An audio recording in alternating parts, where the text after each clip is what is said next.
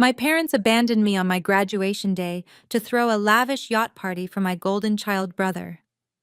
They called my dual doctorate a pathetic joke and demanded I wire them $15,000 to pay for their champagne.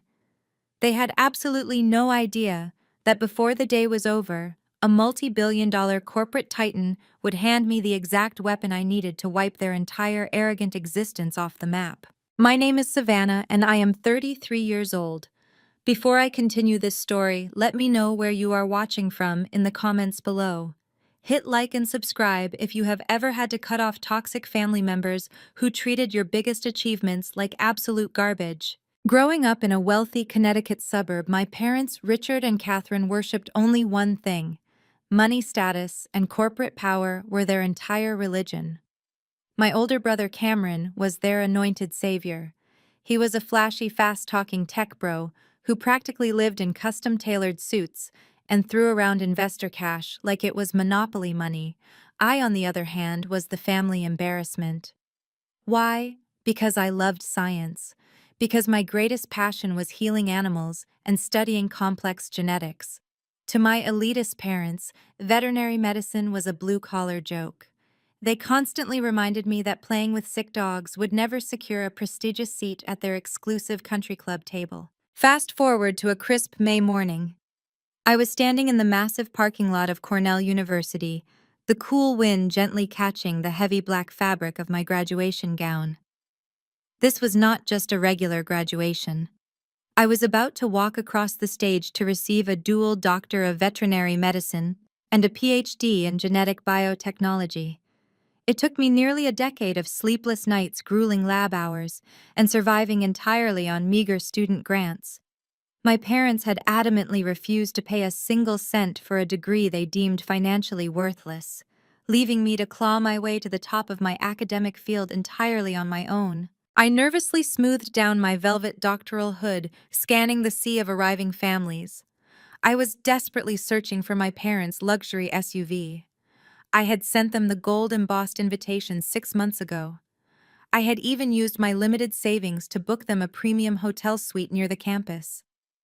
Despite a lifetime of emotional neglect, the inner child inside me wanted so desperately to believe that today, just for one afternoon, they would show up and finally be proud of me. Then my phone vibrated in my hand. It was a text message from my mother, Catherine. I opened the message, and the harsh words on the screen hit me like a physical punch to the chest.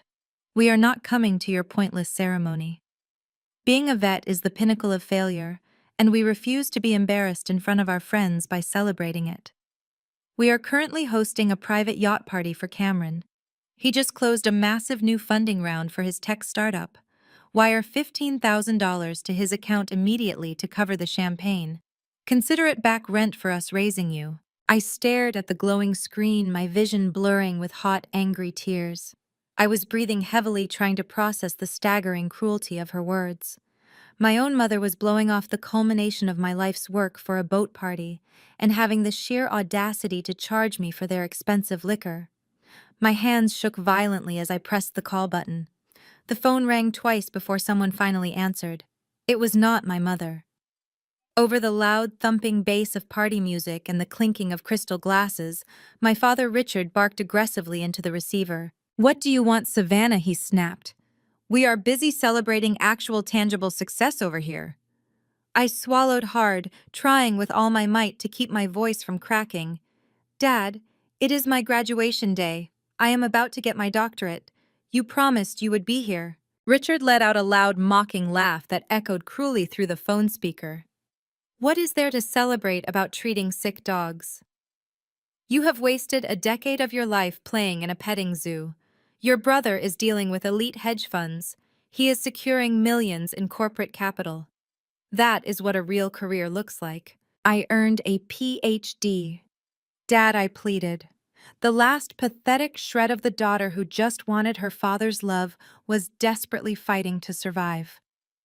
"I did it completely on my own. I did not ask you for anything. And you are still a broke embarrassment." Richard sneered, his voice dripping with pure, unadulterated disgust. "Did you wire the $15,000 yet? Your brother needs to entertain his wealthy investors." Send the money right now or lose our number for good. He did not wait for a response. The line went dead with a sharp click. I stood completely alone in the crowded parking lot, surrounded by joyful families hugging their smiling graduates. I reached into the hidden pocket of my graduation gown and pulled out a crisp folded cashier's check. It was a check for exactly $15,000. I had saved up every extra penny from my university stipend over the last 2 years to give them that money today.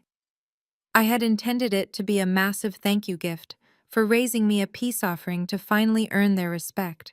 I looked down at the check, then I looked at the dark, silent screen of my phone. The desperate approval-seeking girl inside me died right then and there on the asphalt.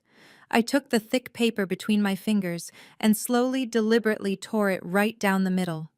I stacked the halves and tore it again. I kept tearing until the $15,000 gift was reduced to tiny, worthless shreds of confetti. I opened my hand and let the pieces fall, watching them scatter wildly in the wind. I promised myself right there in the Cornell parking lot that this was the absolute last time Richard, Catherine, and Cameron would ever trample on my dignity. I turned off my phone, adjusted my doctoral cap, and walked toward the stadium with my head held high. I had absolutely no idea that in just a few short hours, a sleek armored vehicle would pull up to the curb and a billionaire stranger would hand me the ultimate weapon to destroy my family's fraudulent empire. The roar of the university stadium hit me like a physical wave as I walked through the massive double doors.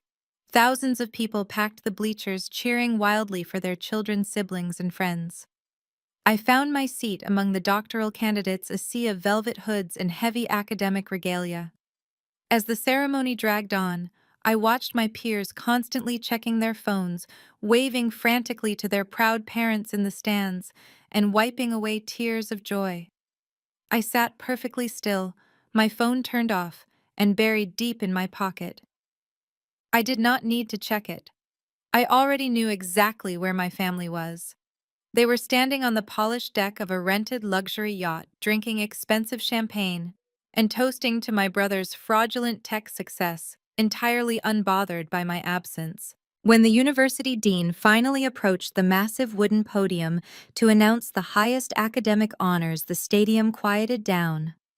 Then my name echoed through the massive speakers, vibrating in the crisp afternoon air. Dr. Savannah receiving a dual Doctor of Veterinary Medicine and a PhD in Genetic Biotechnology. The applause was deafening. I stood up, feeling the immense weight of the velvet hood resting on my shoulders.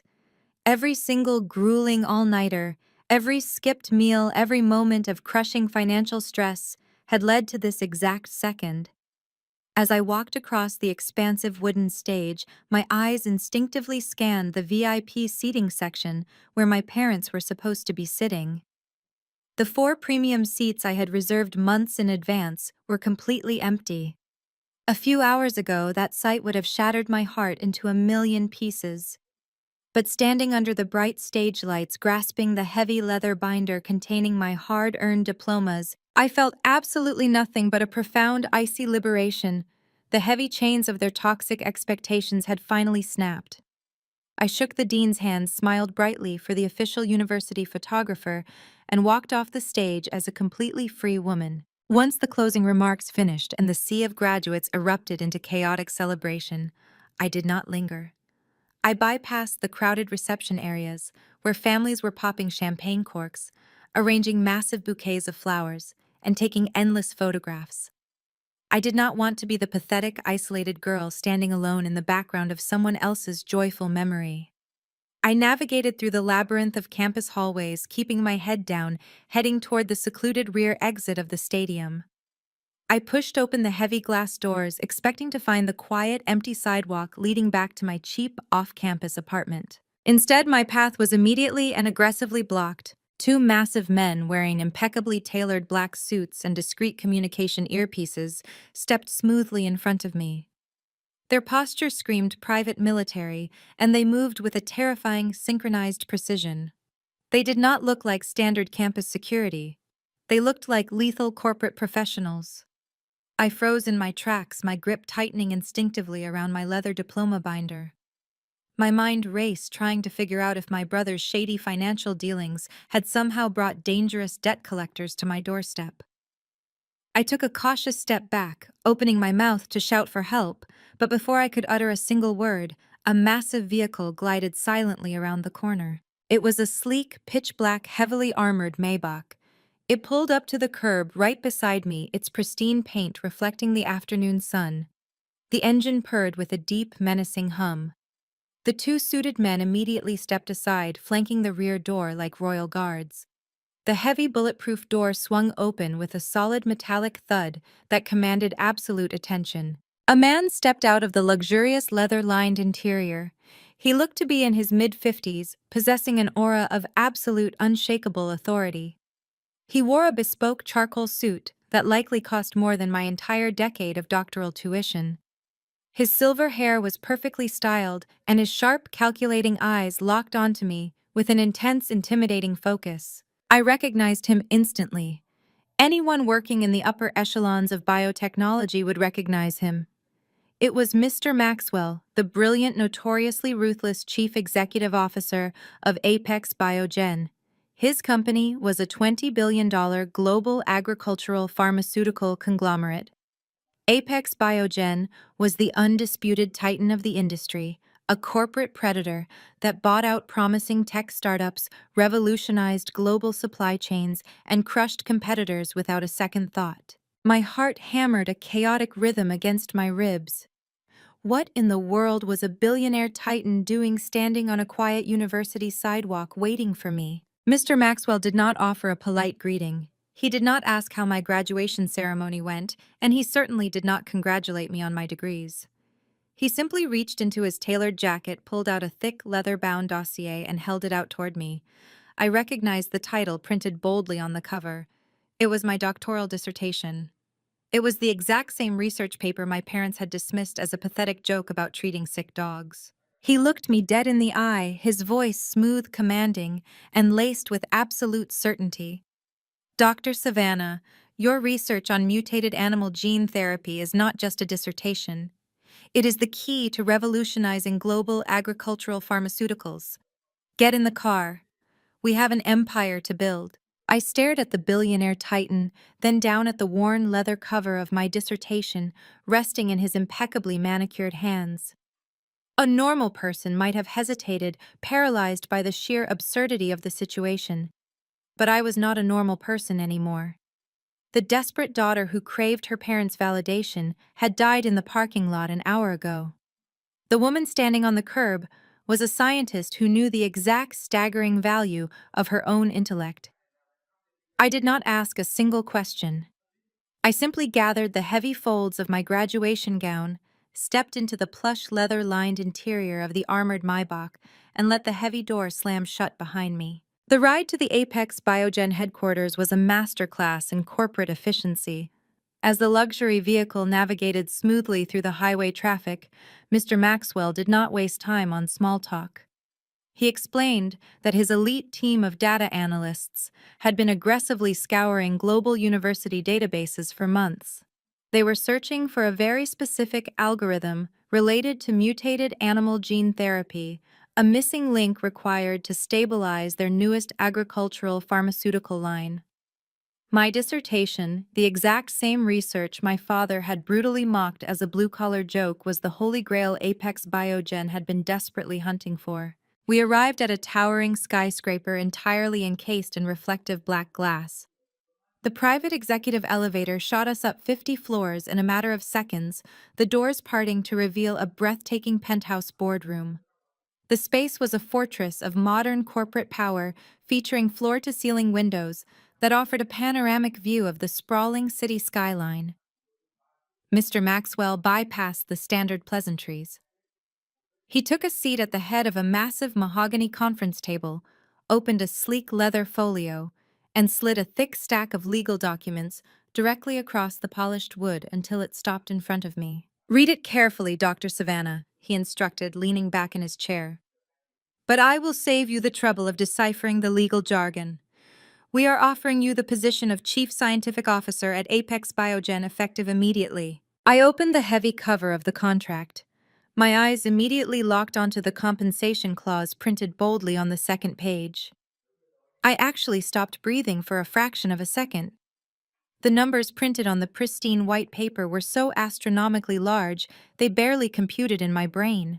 The contract guaranteed a $5 million sign-on bonus wired directly into my account the moment my pen touched the signature line. Beyond the massive base salary, it also granted me a 2% equity stake in the $20 billion conglomerate. My parents had spent my entire life belittling my career choice, demanding I pay them $15,000 just to justify my existence. Now a billionaire was handing me hundreds of millions of dollars in generational wealth simply for being the smartest person in the room. There is a catch, of course. Mr. Maxwell continued, his sharp eyes tracking my reaction. I am not just hiring you to sit in a pristine laboratory and run genetic sequencing. Apex Biogen is currently in the middle of a massive aggressive expansion phase. We are buying out tech and biotech startups left and right to consolidate our market dominance. However, our mergers and acquisitions department is currently run by financial executives who do not understand the actual science behind the companies they are purchasing. They are buying flashy garbage based on bloated financial projections. He leaned forward, tapping a single finger on the mahogany table. I am giving you absolute veto power over the entire mergers and acquisitions department regarding any biotech or agricultural tech startups. You are the ultimate gatekeeper, Dr. Savannah. No company gets bought, no startup gets a bailout, and no CEO gets a payout unless you personally review their technology and sign your name on the approval form. You have total, unrestricted executive authority. I looked down at the contract. The sheer terrifying magnitude of the power he was handing me was intoxicating. I picked up the heavy gold fountain pen resting next to the folio. My hand did not shake. I signed my name with sharp, deliberate strokes, officially binding myself to the Apex Biogen empire. Excellent, Mr. Maxwell said, a rare, genuine smile crossing his face as he collected the signed documents. Let us get straight to work. The M&A department has a massive backlog of desperate startups, practically begging for an Apex buyout. Most of them are running out of capital and facing imminent bankruptcy. I need you to review the top-tier priority files right now and tell me which ones are actually worth our time and which ones we should let burn to the ground. He slid a towering stack of glossy pitch decks and financial dossiers across the table.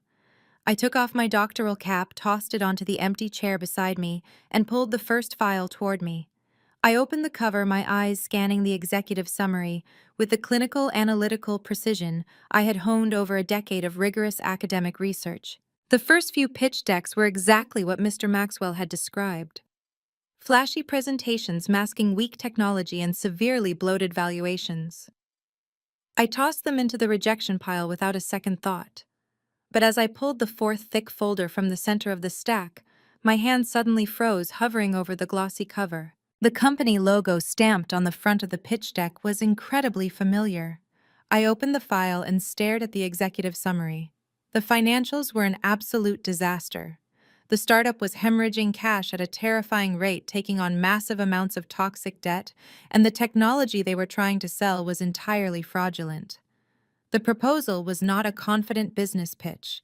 It was a desperate, panicked plea for a corporate bailout to avoid total financial annihilation and potential federal investigation. My eyes drifted down to the bottom of the page, locking onto the signature of the chief executive officer, begging Apex Biogen for a $50 million lifeline. The company was named Aegis Tech. The CEO was Cameron, my brother, the arrogant golden child who was currently standing on a rented luxury yacht, drinking expensive champagne and celebrating a fake financial victory while my parents cheered him on. He was secretly drowning in debt, and he had absolutely no idea that the ultimate judge, jury, and executioner, holding the power of life and death over his entire fraudulent existence, was the very same sister he had just discarded in a parking lot. I stared at the glossy cover of the Aegis Tech pitch deck, the sheer irony of the universe completely washing over me. My brother was not a tech titan. He was a desperate fraud drowning in a sinking ship, begging the very company I now controlled to throw him a life raft. But the financial numbers in the dossier were too catastrophic to be simple mismanagement. There was active malice hidden in these spreadsheets. I needed the raw, unfiltered truth about exactly how deep Cameron had buried himself before I orchestrated my next move. There was only one person inside his inner circle with the intellect to see through his lies: his wife. I sent a secure encrypted message to Nia, my African-American sister-in-law. Nia was a brilliant forensic accountant who had sacrificed her own rising corporate career to play the role of the perfect supportive tech wife to my brother. While my parents treated me with absolute disdain, Nia had always offered me quiet, unspoken solidarity. Within minutes of receiving my message, she agreed to meet me at a dimly lit, secluded coffee shop on the industrial edge of the city, miles away from the prying eyes of my parents' elite social circles. I arrived early, securing a dark corner booth away from the windows. When Nia walked through the heavy wooden door, my breath caught in my throat. She was entirely stripped of her usual wealthy housewife facade. The pristine designer dresses, the flawless makeup, and the massive diamond rings were completely gone. She wore a simple beige trench coat over an oversized gray sweater. Her eyes carried the heavy, hollow exhaustion of a woman who had not slept peacefully in months. She slid into the booth across from me, glancing nervously over her shoulder before reaching deep into her coat pocket. She pulled out a small, encrypted USB drive, placed it on the scratched wooden table, and slid it directly into my hand. Her fingers were trembling. "You look entirely different," Savannah Nia said, her tired eyes scanning my sharp posture and the quiet confidence radiating from me. "You look like you finally woke up from a terrible nightmare." I slipped the silver drive safely into my bag. "I woke up this morning, Nia. Now I need you to tell me exactly what is on this drive." Nia took a shaky breath, leaning over the table so her voice would not travel past our booth. "It is a complete house of cards, Savannah. Cameron is not just running a failing startup, he is running a massive, highly illegal Ponzi scheme. I started digging into his private accounts last month when the math on our personal taxes stopped making sense. He burned through tens of millions of dollars of investor capital playing the cryptocurrency markets, trying to chase astronomical returns to cover his initial operational losses. When the crypto market crashed, he lost every single penny. He has been paying off his early investors with the capital he raised from his newest funding rounds just to keep the illusion alive." I felt a cold knot tighten in my stomach. The yacht party. He was literally popping expensive champagne funded by stolen money while staring down the barrel of a federal investigation. He was accepting the applause of my parents while actively defrauding innocent people. But Nia was not finished. She closed her eyes, a single tear escaping and tracking down her cheek. "It gets so much worse, Savannah." When he realized the corporate walls were closing in, he panicked. He needed a massive injection of untraceable cash to appease his most aggressive investors before they triggered a federal audit. So he went to Richard and Catherine. "My parents?" I asked, my voice dropping to a harsh whisper. "They do not have that kind of liquid cash. They live entirely on credit cards and the illusion of status." "Exactly," Nia replied, her tone laced with absolute disgust. "He manipulated their terrifying obsession with wealth. He convinced them that his company was days away from a $50 million buyout, but claimed he needed a temporary bridge loan to secure the final legal fees and keep the startup afloat until the ink dried. He conned your parents into taking out a second highly predatory mortgage on the family mansion. They leveraged their entire estate to hand him $3 million in cash. And Cameron immediately dumped all of it into the black hole of his corporate debts. The money is entirely gone." My mind raced. My parents had literally bet their home on the golden child. They had handed him $3 million while demanding I pay them $15,000 for raising me. They were completely blind to the fact that their favorite son was a criminal who had just destroyed their entire financial future. But Nia looked terrified for her own safety, her hands gripping the edge of the table. "He is getting desperate, Savannah. He has started forging my signature on personal financial documents to open new credit lines under my name." I am consulting with a divorce attorney and gathering this evidence for the FBI. I refuse to go down for his crimes. He thinks he is untouchable because he believes a massive corporate buyout is going to erase his debts and make him a multimillionaire by the end of the week. Nia leaned closer, the raw terror in her voice unmistakable. He is praying Apex Biogen buys his garbage company to escape federal prison, Nia whispered. He thinks their executives are stupid enough to buy his fake data. As the staggering weight of her words settled between us, my secure phone suddenly vibrated against the wooden table. The screen flared to life, illuminating the dark booth. It was a text message from my mother, Catherine. The timing was almost too poetic to be real. I opened the message. It did not contain an apology for missing my graduation. It did not ask how my day went. It simply read, "Emergency family meeting tomorrow at noon. Be there." I looked from the glowing screen to my exhausted, terrified sister-in-law. A slow, dangerous smile curved the edges of my mouth. My parents and my brother had built a fragile glass castle out of lies, theft, and overwhelming arrogance. And tomorrow at noon, I was going straight into the center of it to watch it shatter. The next day, I did not show up to my parents' sprawling Connecticut estate, looking like the exhausted, financially starved graduate student they were so accustomed to bullying. That version of Savannah was dead and buried. Instead, I walked through the heavy wrought iron gates wearing the armor of my new reality. I had purchased a razor-sharp, charcoal gray Tom Ford suit that tailored perfectly to my frame, radiating absolute corporate authority. Resting on my arm was a pristine black leather Hermes bag, a subtle but undeniable symbol of extreme wealth. My posture was straight, my chin held high, and my expression was a mask of cold, impenetrable ice. I pushed open the heavy mahogany front doors of the mansion. The interior was exactly as I remembered it. Opulent, aggressively decorated, and suffocatingly pretentious. Massive crystal chandeliers hung from the vaulted ceilings, and priceless antique rugs covered the polished hardwood floors. To an outsider, it looked like a fortress of untouchable generational wealth. But thanks to Nia, I knew the terrifying truth. I was standing inside a beautiful hollow shell that was completely leveraged to the bank. I walked into the grand living room. My heels clicked sharply against the marble floor, demanding attention with every step. My father Richard was pacing back and forth in front of the massive stone fireplace, holding a crystal glass of scotch despite it being barely noon. My brother Cameron was slouched on the custom white leather sofa, nervously bouncing his leg while scrolling through his phone. My mother, Catherine, sat perfectly upright in a high-backed armchair, her face pulled tight with poorly concealed anxiety. When I entered the room, they all stopped and looked at me.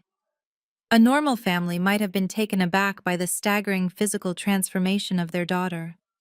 They might have wondered how a broke student suddenly acquired tens of thousands of dollars in high-end luxury fashion overnight. But my parents' narcissism was entirely blinding. They only saw what they wanted to see. Catherine let out a sharp, condescending scoff. She looked me up and down, her lips curling into a cruel sneer. "Who are you trying to fool with the fake designer clothes, Savannah? Did you max out your pathetic little student credit card just to buy knockoffs and parade around our house? Sit down and shut up. We do not have time for your childish dress-up games today. We have a real family emergency to handle." I did not react to her insult. I did not flinch, and I certainly did not defend the authenticity of my wardrobe. I simply walked over to the single empty armchair across from them, sat down gracefully, and crossed my legs. I placed my Hermes bag deliberately on the glass coffee table between us. "I am sitting, Mother," I said, my voice smooth and entirely devoid of emotion. "Let us hear about this emergency." Richard slammed his glass of scotch down onto the mantel. He marched over to the coffee table and aggressively threw a thick, stapled legal document right next to my bag. It was a commercial loan guarantor agreement. He pointed a shaking finger at the papers, his face flushed with a mixture of alcohol and barely suppressed panic. "Your brother is on the verge of the biggest financial victory this family has ever seen," Richard declared, puffing out his chest to project an illusion of absolute control. He is finalizing a $50 million buyout with a massive corporate conglomerate. The deal is practically done. But due to some ridiculous bureaucratic red tape at his bank, his operational accounts are temporarily frozen. He needs a rapid bridge loan to cover the final legal fees and keep his servers running until the buyout money clears next week. I looked down at the document. The requested loan amount printed on the top page was $500,000. They were asking for $500,000 in liquid cash to cover a massive hole in Cameron's collapsing Ponzi scheme. "And what exactly does this have to do with me?" I asked, leaning back in my chair. Richard slammed his hand flat against the glass table, leaning over me to use his physical size as an intimidation tactic. "It has everything to do with you, because you have a completely pristine credit score. We did not pay a single dime for your useless animal degree, which means you have zero outstanding educational debt. Furthermore, you now hold a dual doctorate. Banks love the title doctor. It makes you look incredibly stable on paper. We need you to co-sign this $500,000 loan right now as the primary guarantor." I stared at my father, marveling at the sheer, unadulterated audacity of his demand. Less than 24 hours ago, he had screamed at me through a phone called my life's work, a pathetic joke, and demanded I pay him $15,000 for the burden of raising me. Now he was ordering me to leverage my flawless financial record to secure $500,000 for the exact same brother who had just secretly mortgaged my parents' home into oblivion. They were trying to use me as a human shield. They wanted me to take on $500,000 of toxic debt so Cameron could keep faking his billionaire lifestyle for a few more days. If the loan defaulted, the bank would immediately seize my assets and garnish my wages, destroying my financial future before it even began. They were entirely willing to sacrifice my life to buy Cameron another week of freedom. I slowly reached out and picked up the loan document. I flipped through the pages, pretending to read the dense legal jargon while my mind calculated the exact angle of my impending strike. Cameron sat on the sofa, a smug, arrogant smile finally breaking through his anxious demeanor. He genuinely believed I was going to cave under our father's aggressive manipulation. He thought I was still the weak, desperate girl who would sign her soul away just to earn a single word of praise from her toxic family. I lowered the document, resting it gently on my lap. I looked directly at Cameron, my eyes locking onto his. I did not scream. I did not throw the papers back in their faces. I was the chief scientific officer of Apex Biogen, and I held the absolute power of life and death over his entire existence. I was going to let him dig his grave just a little bit deeper before I pushed him in. Cameron shifted his weight on the custom white leather sofa, exuding the smug, untouchable aura of a man who firmly believed the entire world revolved around his personal convenience. He lifted his expensive Italian leather loafers and kicked his feet right up onto the pristine glass coffee table, resting them mere inches away from my designer handbag. He crossed his arms behind his head, a sickeningly confident smirk plastered across his face. He looked at me not as a sister, but as a minor annoying obstacle standing between him and his impending fortune. "You really do not get it, Savannah," Cameron chuckled, his voice dripping with heavy, unearned arrogance. "You have been stuck in university laboratories for so long that you simply do not understand how real wealth is generated in the corporate sector. I am not asking for a handout. I am offering you the privilege of being temporarily useful to a future billionaire. I am selling Aegis Tech to Apex Biogen for $50 million. He let the name of the $20 billion conglomerate hang in the air, expecting me to gasp in awe. He waited for my eyes to widen at the sheer magnitude of the $50 million figure. He wanted me to bow down to his manufactured corporate supremacy. "The deal is basically done," Cameron continued, waving his hand dismissively through the air. "Their financial executives have already looked over my pitch decks. They love the valuation. They love the market projections. I have a final mandatory pitch meeting tomorrow morning at their downtown headquarters. I just have to sit down with their newly appointed chief scientific officer to get the final technical approval." Richard crossed his arms, nodding approvingly at his golden child. "Your brother has outsmarted the entire market," Richard added, glaring at me. "He built an empire from scratch. Once Apex Biogen wires that $50 million, he is going to pay off this bridge loan immediately." You will not lose a single dime. You just have to put your name on the paper today. I kept my face completely neutral, though internally my mind was running at light speed. The sheer blinding delusion radiating from Cameron was almost difficult to comprehend. He actually believed his fraudulent spreadsheets and fabricated data would simply sail past the executive review. He thought he could con one of the most ruthless agricultural pharmaceutical conglomerates on the planet just as easily as he had conned our parents out of their home equity. I leaned forward slightly, resting my elbows on the armrests of my chair. "And this new chief scientific officer?" I asked, my tone laced with mild, feigned curiosity. "You are confident you can convince them to approve the acquisition?" Cameron let out a loud, obnoxious laugh. He dropped his feet from the table and leaned forward, resting his elbows on his knees, looking at me like I was the most naive creature on earth. "It is just a formality, Savannah. Some academic lab rat they just promoted to the executive board to make their science division look good for public relations. I deal with these types of people all the time. They are socially awkward number crunchers who get easily blinded by flashy presentations and confident business jargon. I can charm any nerd into signing a contract. I am going to walk into that boardroom tomorrow, give them a 10-minute slideshow on our projected revenue, and walk out with a $50 million buyout." Catherine let out a heavy, dramatic sigh of extreme impatience. She tapped her manicured nails aggressively against the arm of her chair. "We do not have time to explain high-level corporate mergers to someone who spends her days treating animal parasites. The bank closes in 3 hours. Stop asking stupid questions and pick up a pen." Cameron grabbed the loan document from the table and practically shoved it toward me. "Just sign the damn $500,000 loan so I have walking around money until the ink dries, you idiot. Do not ruin this for the family just because you are jealous of my success." The room grew thick with their collective toxic pressure. They were a pack of wolves cornering what they believed was a defenseless, desperate rabbit. They expected me to crumble. They expected me to pick up the pen sign, away my flawless credit score, and blindly accept the financial noose they were slipping around my neck. I did not reach for the pen. Right at that moment, my parents' housekeeper walked quietly into the grand living room carrying a silver tray. She set a porcelain teapot and a set of delicate cups down on the edge of the glass coffee table before quickly retreating to the kitchen. The timing was absolutely perfect. I slowly reached out and picked up one of the porcelain cups. I poured a small amount of steaming tea, the delicate splashing sound echoing loudly in the sudden tense silence of the room.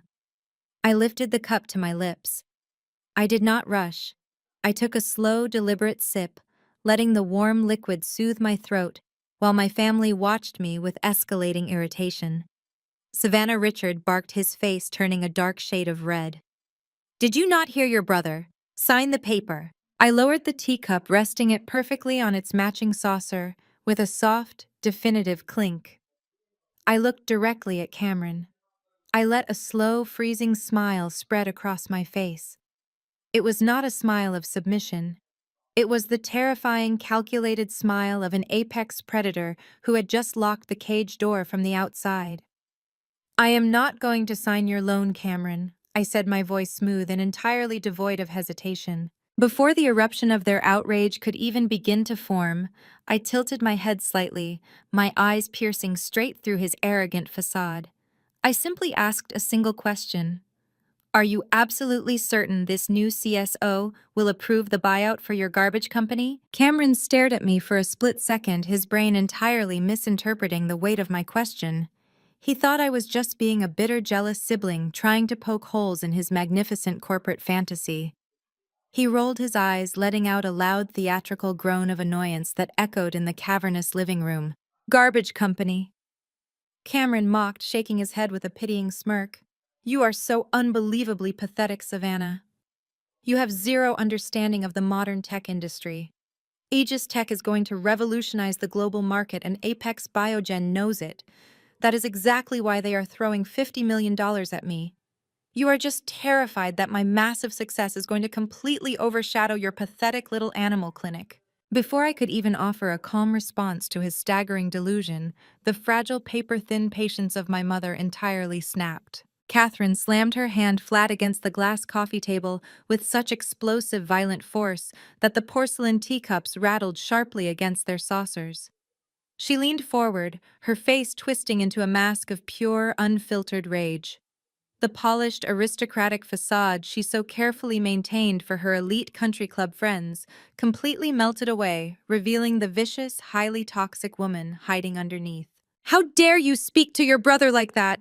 Catherine shrieked, her voice echoing shrilly off the vaulted ceilings of the mansion. "He is generously offering you a chance to finally be useful to this family, and you sit there giving us your insolent, ungrateful attitude. You are a complete embarrassment. We should have never let you pursue that useless science degree in the first place." I kept my posture perfectly straight, my hands resting calmly on my lap, refusing to give her the emotional reaction she was desperately trying to provoke. "I am simply looking out for my own financial security, Mother. I am not co-signing a $500,000 loan for a company I know absolutely nothing about." "You know nothing about anything," Catherine spat, pointing a manicured, trembling finger directly at my face. "Your pathetic animal doctor job will not make $500,000 in a lifetime. You play with sick dogs and cats while your brother is out here dealing with global conglomerates and venture capitalists. You are a financial parasite. We fed you, we clothed you, and we housed you for 18 long years. You owe us everything. Pay us back for raising you. Sign the damn paper right now, or I swear to God, I will publicly disown you. I will call every single family friend and tell them what a selfish, ungrateful failure you turned out to be. We will erase you from this family entirely." The threat hung heavy and suffocating in the opulent living room. Disownment, public humiliation, social exile. For my entire life, those were the ultimate terrifying weapons my parents wielded to keep me in line. They relied heavily on my desperate childhood need for their love and approval to manipulate my every move. They truly believed that the sheer terror of losing my family would force me to blindly sign away my financial future and take on $500,000 of toxic debt.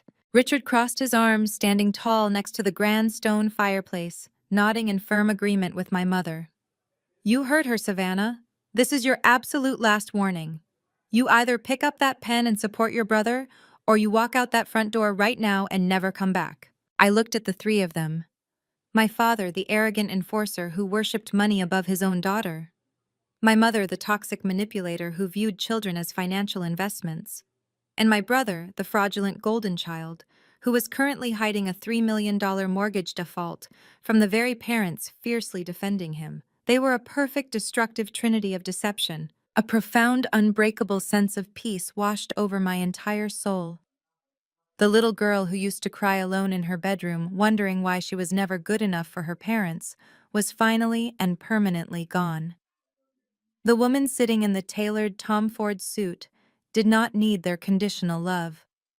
I had a $5 million sign-on bonus sitting securely in my bank account. I held a 2% equity stake in a $20 billion empire. And most importantly, I possessed the absolute executive power to destroy the exact company my family was currently worshiping as their savior. I did not argue. I did not yell. I did not waste a single breath trying to explain my worth to people who were fiercely committed to misunderstanding me. I smoothly pushed my chair back and stood up. The movement was so graceful, so entirely devoid of the panicked submission they expected that it caught them completely off guard. I reached down and picked up my pristine black Hermes bag from the glass table. I opened the gold clasp, reached inside, and pulled out my sleek leather wallet. "What are you doing?" Richard demanded, his voice faltering slightly, as his primary intimidation tactic failed to produce the desired result. "I told you to sign the paper." I ignored him entirely. I pulled a crisp, newly minted $100 bill from my wallet. I held it between my fingers for a brief moment, letting the green paper catch the light of the massive crystal chandelier above us. Then, with a slow, deliberate motion, I let the bill drop. It fluttered gracefully through the tense air and landed softly right on top of the stapled loan guarantor document. Catherine stared at the money, her mouth opening and closing in sheer bewildered shock. "What is this?" she stammered, entirely unable to process the absolute financial disrespect. For the tea, I said, my voice projecting a cold, untouchable authority that commanded the massive living room. It was quite refreshing. I turned my gaze to Cameron. He was staring at me, a flicker of genuine, unsettling confusion finally breaking through his arrogant smirk. He did not understand how I could possibly be so unbothered by the threat of total family exile. He did not understand the quiet, lethal confidence radiating from my every single move. I wish you the best of luck with your pitch tomorrow at Apex Biogen. Cameron, I stated softly, my eyes locking onto his with predatory focus. I have a feeling it is going to be an incredibly memorable meeting. I did not wait for his response. I turned on my heel, the sharp click of my stilettos sounding like a ticking metronome as I walked confidently across the polished marble floor. I headed straight for the heavy mahogany front doors, leaving the toxic, suffocating atmosphere of my childhood home behind me forever. As my hand grasped the cool metal of the door handle, the brief, stunned silence in the living room abruptly shattered. Cameron burst into a loud, obnoxious fit of mocking laughter. "Let her go!" Cameron yelled, his voice carrying clearly down the grand hallway, completely dripping with false bravado. "Let her go back to her pathetic little clinic. We do not need her. By tomorrow afternoon, I am going to be a multi-millionaire tech titan, and she is going to be begging us for a handout. Do not answer her calls when she realizes what she just walked away from." I pushed the heavy door open and stepped out into the crisp, sunlit afternoon. I walked down the sweeping driveway toward my waiting private driver, Cameron's delusional laughter still echoing faintly behind me. He was utterly convinced he held the winning hand. He was entirely certain that tomorrow morning would bring him limitless wealth, corporate glory, and total vindication. He had absolutely no idea that the executioner's block was already rigged. The blade was freshly sharpened, and my hand was the only one resting firmly on the release lever. The heavy doors of the armored Maybach sealed me inside a vault of quiet luxury, cutting off the faint, pathetic sound of my brother's delusional laughter. My private driver navigated smoothly away from the sprawling Connecticut estate and merged onto the highway, heading straight back to the towering black glass headquarters of Apex Biogen. I did not feel a single ounce of guilt for walking away from my parents. The emotional umbilical cord was permanently severed. My mind was entirely focused on the impending corporate execution. When I stepped out of the private executive elevator onto the 50th floor, the atmosphere of the penthouse boardroom was electric with high-stakes corporate energy. Mr. Maxwell was already waiting for me. He stood by the massive digital smartboard, holding a sleek tablet. He had granted me absolute veto power over the mergers and acquisitions department, but as a seasoned billionaire titan, he was deeply invested in watching how his new chief scientific officer handled a hostile threat. I walked over to the mahogany conference table, opened my designer bag, and pulled out the encrypted USB drive Nia had given me at the coffee shop. I handed it directly to Apex Biogen's lead data analyst, who was standing quietly in the corner of the room. Within seconds, the contents of the drive were projected onto the massive digital screen. The sheer scale of Cameron's financial crimes illuminated the dark boardroom in stark, undeniable high definition.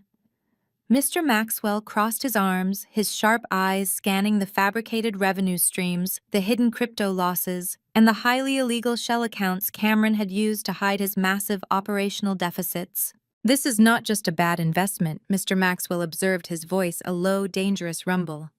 "This is textbook wire fraud. Your brother is running a sophisticated Ponzi scheme. He is pitching us a $50 million acquisition based entirely on fabricated intellectual property and stolen investor capital. If our standard financial executives had blindly approved this buyout without your scientific review, Apex Biogen would have inherited a massive federal liability." I nodded, pulling up the specific technical schematics Cameron had included in his Aegis Tech pitch deck. "The science he is claiming to possess does not even exist," I explained, pointing to a glaring flaw in his genetic data projections. He copied publicly available research, altered the variables, and slapped his corporate logo on it. "It is entirely fraudulent. He is trying to sell us a multi-million-dollar empty box." Right at that moment, my secure phone chimed with an incoming encrypted email. I unlocked the screen. It was a secondary data package from Nia. The subject line simply read "The Final Nail." I opened the attached files and felt a fresh wave of disgust wash over me. The documents were high-resolution scans of Nia's personal banking records, joint investment portfolios, and private trust funds. Cameron had not just drained his company and leveraged my parents' mansion. He had systematically raided his own wife's financial safety net. He had expertly forged Nia's signature on multiple high-interest credit lines, draining hundreds of thousands of dollars to cover his rapidly accelerating margin calls in the crypto market. He had stolen her entire future to fund his arrogant charade. But Nia was not a victim who would go down quietly with the ship. Attached to the financial records was a brief, fiercely determined message. "The divorce papers are officially signed and filed with the county clerk," Nia wrote. "I have also handed this exact data packet over to a contact at the Federal Bureau of Investigation. I am officially turning state's evidence Savannah. I am taking him down and I am securing full immunity. Good luck tomorrow. Burn him to the ground." I looked up from the screen, a profound sense of respect for my sister-in-law settling into my chest. The two women who had been treated as secondary disposable assets by my toxic family were now holding the matches that would completely incinerate their fraudulent empire. I forwarded the entire evidence packet to Mr. Maxwell's secure tablet. He reviewed the forged signatures and the FBI notification. A slow, predatory smile crossed his face. He looked at me with an expression of absolute, unshakable professional respect. "Your brother thinks he is walking into a routine corporate pitch tomorrow morning," Mr. Maxwell said. "He thinks he is going to charm a naive scientist and walk out with $50 million. How exactly do you want to handle this execution, Dr. Savannah?" I walked over to the floor-to-ceiling windows, looking down at the glittering city lights beginning to illuminate the sprawling metropolis below. "I do not just want to reject his proposal," I said, my voice smooth and perfectly calibrated for the impending destruction. "If we simply send him a rejection letter, he will scramble. He will try to find another vulnerable buyer. I want to shatter his reality face to face. I want him to stand in this exact boardroom at the absolute height of his manufactured arrogance and watch the floor collapse beneath his feet.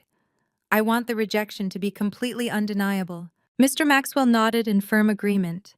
"The boardroom is yours tomorrow, Chief Scientific Officer. I will have our corporate legal team on standby in the adjacent office just in case he decides to make a scene." I spent the rest of the evening preparing the exact sequence of events. I did not sleep. I felt no exhaustion, only the pure, adrenaline-fueled clarity of a woman about to reclaim her entire narrative. The next morning arrived with a crisp, blinding sunlight that pierced through the glass walls of the 50th floor boardroom. The trap was set. The digital projectors were loaded with the fraudulent data perfectly masked behind a standard corporate welcome screen. I sat in the primary executive leather chair at the head of the massive mahogany table. I wore my tailored Tom Ford suit, a physical manifestation of the power I now wielded. I picked up a solid gold fountain pen and spun it casually between my fingers, waiting in the pristine silence of the corporate fortress. At exactly 9 o'clock, the heavy glass doors of the boardroom swung open. Cameron strutted into the room. He wore a custom-tailored Italian suit, his hair perfectly styled, holding a sleek leather briefcase that contained the lies he believed would make him a billionaire. He exuded a sickening, toxic overconfidence, flashing a bright, aggressively smug smile toward the center of the room. He was entirely ready to charm the new executive, completely unaware that he had just walked directly into the jaws of a predator he created. Cameron closed the heavy glass doors behind him with a confident push, adjusting the cuffs of his custom Italian suit. He took a deep, steadying breath, puffing out his chest to project the ultimate image of a visionary tech founder. He marched toward the front of the room, keeping his eyes entirely focused on the massive digital smartboard to ensure his carefully fabricated slideshow was ready to deploy. He dropped his leather briefcase onto the mahogany table with a loud, authoritative thud. It was the calculated, arrogant move of a man attempting to establish immediate dominance in a room he did not own. He was completely focused on the illusion he was selling, entirely oblivious to the reality waiting for him at the end of the table. Finally, he turned his gaze toward the primary executive chair to greet his supposedly naive, easily manipulated target. His confident, blinding smile was fully prepared. But the exact moment his eyes locked onto the person sitting at the head of the table, that smile violently shattered. Cameron physically froze, his entire body locked up as if he had just slammed into an invisible brick wall at highway speed. All the color instantly drained from his face, leaving his skin a sickly pale gray. I did not move. I remained perfectly reclined in the plush leather chair, my posture relaxed, but radiating absolute, undeniable authority. I wore the sharp Tom Ford suit he had mocked yesterday.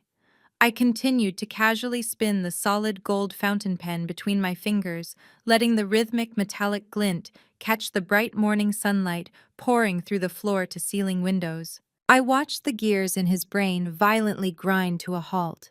His eyes darted wildly around the massive, intimidating penthouse boardroom, taking in the 50-story view, and the sheer corporate power of the space then snapped back to my face.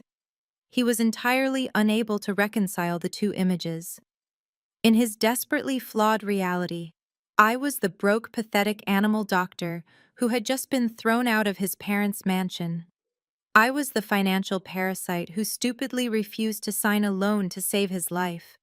I had absolutely no business being anywhere near the executive floor of the Apex Biogen headquarters. He blinked rapidly, his mouth opening and closing as he struggled to find a logical explanation for my presence. Since his narcissistic ego refused to accept that I could possibly possess any real power, his brain instantly defaulted to the only scenario that made sense to him. He convinced himself that I had stalked him. He assumed I had tracked his location, somehow bypassed the biometric security scanners in the lobby, and sneaked into this highly classified executive boardroom just to throw a petty jealous tantrum and sabotage his massive payout.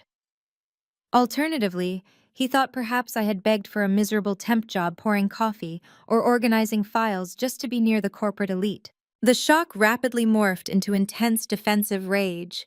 Cameron slammed his hands down on the mahogany table, leaning forward with a vicious sneer. "What the hell are you doing here?" He exploded, his voice echoing sharply against the glass walls. His carefully crafted corporate persona completely evaporated, replaced instantly by the toxic bully I had known my entire life. "How did you even get past the front desk? Did you follow me here just to play some kind of sick joke? Are you actually this psychotic?" I stopped spinning the gold pen. I placed it gently on the table, resting my hands together, and looked at him with an expression of pure, unbothered ice. I did not say a single word. My total, deafening silence only infuriated him further. He pointed a trembling, aggressive finger directly at my face, a bead of sweat forming on his forehead as his panic began to spike.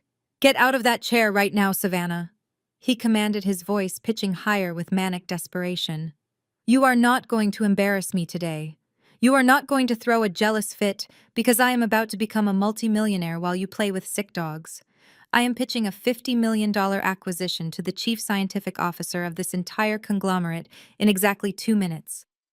If they walk in here and see you sitting in their seat, my deal is completely ruined." He took a threatening step forward, his fists clenching at his sides. "Get out before I call security and have you arrested for trespassing. Are you trying to ruin my billion-dollar meeting? I swear to God I will call Mom and Dad right now and tell them you tried to destroy my company. They will make sure you never show your face in our town again." He reached into his pocket, frantically pulling out his smartphone, completely ready to dial the building guards and have me physically dragged out of the room. He genuinely believed he possessed the authority to banish me from my own fortress. He thought he was the king of the castle, entirely blind to the fact that he was standing on a trapdoor I had personally installed. Before his thumb could even press the dial button, the heavy glass doors at the back of the boardroom swung open. The sound was smooth, but in the tense, suffocating atmosphere of the room, it felt like an explosive thunderclap. Cameron instantly whipped around. He shoved his phone back into his pocket and desperately attempted to smooth his panicked features back into the charming visionary CEO he was supposed to be playing. He plastered on a wide, welcoming smile, straightening his tie, entirely prepared to greet the executive who held his financial salvation. Mr. Maxwell, the billionaire titan and undisputed ruler of the Apex Biogen empire, stepped into the room. He walked with the slow, deliberate grace of an apex predator inspecting his territory. Cameron immediately stepped forward, extending his right hand, his mouth opening to deliver his heavily rehearsed opening pitch. Mr. Maxwell completely ignored the outstretched hand. He walked right past Cameron as if my brother were nothing more than an inconvenient piece of furniture blocking his path. He approached the head of the table where I was sitting. To Cameron's absolute mind, bending horror, the billionaire titan stopped, stood at rigid attention and bowed his head respectfully toward me. Dr. Savannah, Mr. Maxwell, said, his deep, commanding voice carrying perfectly across the silent room. The Aegis Tech acquisition file is on your desk. The final decision is entirely yours. Cameron stood absolutely paralyzed, his outstretched hand still suspended in the air, waiting for a handshake that would never come, began to tremble violently. The air was violently sucked out of the penthouse boardroom. The reality of Mr. Maxwell's words crashed into his brain like a freight train. His eyes darted from the billionaire CEO to me sitting flawlessly in the primary executive chair. The structural integrity of his entire fabricated billionaire persona instantly evaporated. His legs gave out entirely. He could not support his own weight. He desperately clawed at the edge of the mahogany conference table to stop himself from hitting the floor, his expensive Italian leather shoes slipping against the polished marble. He collapsed heavily into one of the guest chairs, his chest heaving as he gasped for oxygen that suddenly felt entirely toxic. He looked like a man who had just been shoved out of an airplane without a parachute. I did not offer him a glass of water. I did not offer him a single ounce of sibling sympathy. I simply let the suffocating, terrifying silence stretch across the room, forcing him to drown in the magnitude of his own catastrophic failure. I reached across the table and picked up the glossy, heavy pitch deck for Aegis Tech. I held it up, letting the bright morning sunlight reflect off his fraudulent corporate logo. I looked at it with sheer, undisguised disgust. Then I let it drop. The thick dossier hit the solid wood table with a loud, echoing smack. The sharp sound jolted Cameron out of his stupor. He flinched violently, his red-rimmed eyes snapping up to meet my cold, predatory gaze. "You were right, Cameron," I said, my voice smooth, perfectly calibrated and slicing through the quiet room like a scalpel. "Veterinary biotechnology is a joke. But that joke just earned me $5 million in cash and absolute veto power over your destiny. As the Chief Scientific Officer of Apex Biogen, I am officially denying the acquisition of your fraudulent company." "No." Cameron gasped the word, tearing out of his throat in a high, pathetic wheeze. "No, this cannot be happening. This is a prank. This is some kind of sick, elaborate loyalty test." He desperately turned his head toward Mr. Maxwell, who was standing quietly by the digital smartboard with his arms crossed. "Mr. Maxwell, sir, you cannot let her do this. She is my sister. She holds a personal grudge against me because my parents favor my success. She is completely unqualified to evaluate a tech acquisition of this magnitude. You are making a $50 million mistake by letting an animal doctor review my intellectual property." Mr. Maxwell did not even blink. He looked down at Cameron with the exact same expression one might use when observing an insect crawling across a pristine floor. "Dr. Savannah possesses a dual doctorate and a level of scientific intellect you could not possibly comprehend," Mr. Maxwell replied, his tone laced with absolute 0 degrees of mercy. "Furthermore, she is the ultimate gatekeeper for this conglomerate. I do not override my chief scientific officer. If she says your company is fraudulent, then your company is fraudulent. I suggest you stop embarrassing yourself and listen to her." Cameron whipped his head back toward me. The blinding panic in his eyes was finally giving way to raw, unadulterated terror. He realized there was no higher authority to appeal to. I was the Supreme Court, and I had just handed down a death sentence. I opened his pitch deck, turning the glossy pages with agonizing slowness. "Let us discuss this $50 million mistake, Cameron." I pointed to a brightly colored graph projecting massive revenue growth. You claim your new genetic sequencing algorithm will cut agricultural diagnostic times in half. But the technical schematics you submitted in Appendix B are entirely fabricated.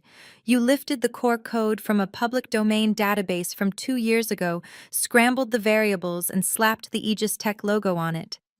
It is scientifically impossible.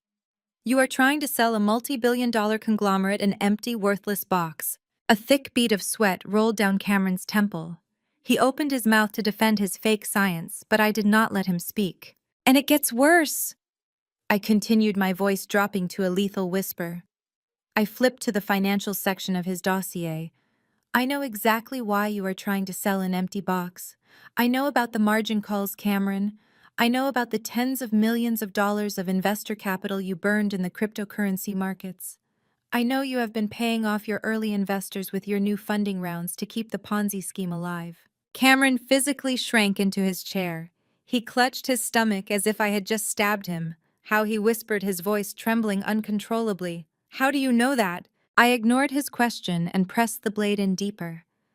That is why you were so incredibly desperate to force me to co-sign that $500,000 bridge loan yesterday.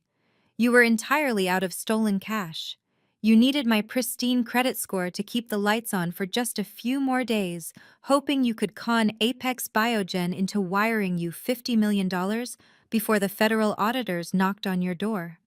You were perfectly willing to destroy my entire financial future just to buy yourself a temporary shield. I leaned forward, locking my eyes onto his terrified, sweating face. And I also know about the $3 million mortgage you manipulated our parents into taking out on the family mansion.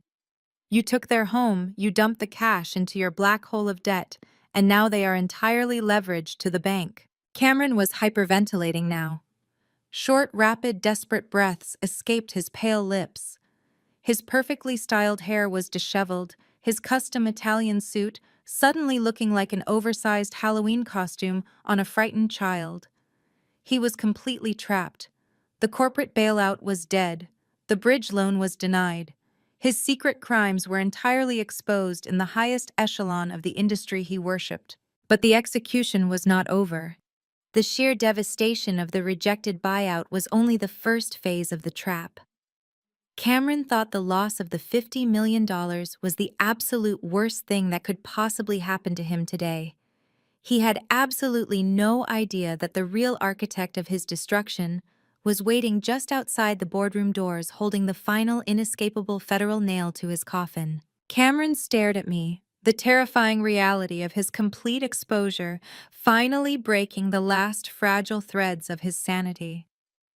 The arrogant, untouchable tech CEO vanished, entirely replaced by a desperate, cornered animal. His breathing became incredibly erratic, his chest heaving as if the oxygen in the room had suddenly turned to liquid glass. He could not maintain eye contact with me, nor could he look at the billionaire titan standing silently by the digital board. He physically slid off the expensive leather guest chair. His knees hit the plush carpet of the penthouse boardroom with a dull thud. He did not stand back up. Instead, he crawled. The golden child of our family. The man who had spent my entire life looking down on me from a manufactured pedestal was literally crawling across the floor toward my side of the massive mahogany table. He gripped the polished edge of the wood with white trembling knuckles, pulling himself up just enough to look me in the eyes. "Savannah, please!" Cameron begged, his voice cracking into a high, pathetic sob. "You cannot do this to me. You have to sign the acquisition paperwork. You have to approve the deal. If you reject this buyout, I am completely finished. I am going to federal prison." Tears began to stream freely down his pale face, ruining his perfectly manicured appearance. He was no longer trying to hide his crimes. The sheer terror of his impending reality forced a chaotic, frantic confession right out of his throat. "The people I took money from, Savannah, they are not just standard venture capitalists," he babbled uncontrollably. "Some of them are incredibly dangerous institutional investors. They are demanding their quarterly returns by the end of the week. If I do not wire them that $50 million Apex buyout, they are going to trigger a massive audit. The Securities and Exchange Commission will step in. The FBI will seize my servers. I will spend the next 20 years in a federal penitentiary. You have to save me. I am your brother. You cannot just sit there and watch me burn. I looked down at him, my expression completely devoid of mercy. You want me to commit massive corporate fraud, approve the purchase of a worthless company, and steal $50 million from my employer just to cover up your illegal Ponzi scheme, I summarized coldly. You want me to risk my own freedom to save the exact same brother who laughed in my face yesterday when I walked out of our parents' house. Before Cameron could open his mouth to offer another pathetic sniveling excuse, the heavy glass doors at the back of the boardroom swung open for a second time. The sharp, authoritative click of high heels echoed against the polished floorboards. Cameron frantically snapped his head around, his tear-filled eyes widening in absolute shock. Nia stepped into the room. She looked nothing like the exhausted, terrified woman I had met at the dimly lit coffee shop. She was radiant, fierce, and entirely empowered. She wore a tailored crimson-red business suit that projected absolute confidence. Flanking her on either side were three men in dark suits carrying thick leather briefcases. They were Apex Biogen's elite corporate legal team, the absolute best defense attorneys money could buy, and they were walking entirely in step with my sister-in-law. Cameron stared at his wife, completely bewildered. In his twisted, narcissistic mind, Naya was simply an obedient accessory, a quiet housewife who existed solely to support his chaotic ambitions. He had absolutely no idea she possessed the intellect and the sheer willpower to orchestrate his downfall. "Nia, honey," Cameron gasped, reaching a trembling hand out toward her. "What are you doing here?" "Tell her. Tell Savannah she has to sign the deal. We are going to lose everything if she does not sign the paper." Nia did not rush to his side. She did not offer him a comforting embrace. She walked right up to the mahogany table, looking down at the miserable man kneeling on the floor. Her face was a mask of cold, calculated vengeance. She reached into her leather tote bag and pulled out a massive, heavy stack of bound legal documents. "I am not here to save you, Cameron," Nia stated, her deep voice ringing with total, unshakable authority. "I am here to bury you." With a swift, aggressive motion, Nia threw the heavy stack of documents directly into his chest. The thick binders hit him with a loud thwack before exploding outward, scattering hundreds of pages of forensic accounting records, bank statements, and legal filings all over the plush carpet surrounding him. Cameron recoiled, staring blankly at the papers raining down on him. "What is this?" he stammered, his eyes darting frantically across the scattered spreadsheets. "Those are the signed divorce papers," Nia declared, her voice slicing through the room with lethal precision. "But that is the least of your problems today. You aren't just going to prison for defrauding investors, Cameron. The FBI already has the files proving you forged my signature." Cameron physically flinched, a sickening gasp escaping his lips. He looked at the printed scans of his forged credit applications lying on the floor. "You thought I was just a stupid, blind housewife," Nia continued, stepping closer so he could feel the full weight of her fury. "You forgot that I am a forensic accountant. I tracked every single penny you stole from my personal trust funds. I tracked the illegal transfers you made to cover your crypto margin calls. I compiled every single piece of fraudulent data, every fake ledger, and every illegal wire transfer, and I handed the entire package directly to a federal investigator at dawn this morning." Cameron violently shook his head, pressing his hands over his ears, as if trying to block out the sound of his own destruction. "No, Nia. Please, you cannot turn state's evidence against your own husband. They will lock me away forever." "I secured full unconditional legal immunity for myself," Nia replied, crossing her arms over her chest. "And in exchange I handed them the exact map they need to dismantle your entire fraudulent life. You stole my future, Cameron. Now I am taking yours." The boardroom fell into a heavy, suffocating silence. The absolute totality of his ruin was finally complete. The massive corporate buyout was dead. His marriage was entirely over. The federal authorities already possessed the irrefutable evidence required to put him behind bars for decades. He had absolutely nowhere left to run, nowhere left to hide, and no one left to manipulate. Then, cutting through the dead silence of the room, a sharp, frantic vibration echoed from Cameron's jacket pocket. He jumped, his hands shaking violently as he fumbled to pull out his smartphone. The screen illuminated brightly, displaying the incoming caller ID. It was not his parents. It was not an investor. The name flashing aggressively on the screen belonged to the wealth management division of his primary lending bank. The automated financial triggers had finally been tripped. The massive catastrophic defaults hidden in his accounts had triggered a systemic alarm. They were calling to officially call in all his outstanding loans, freeze every single one of his personal and corporate assets, and lock him entirely out of his own bank accounts. The illusion was officially over. The phone continued to vibrate violently against the plush carpet, the harsh buzzing sound acting as the final undeniable death knell for Cameron's fabricated empire. He stared at the glowing screen as if it were a venomous snake preparing to strike. He did not answer it. He did not need to. He already knew exactly what the automated voice on the other end of the line was going to say.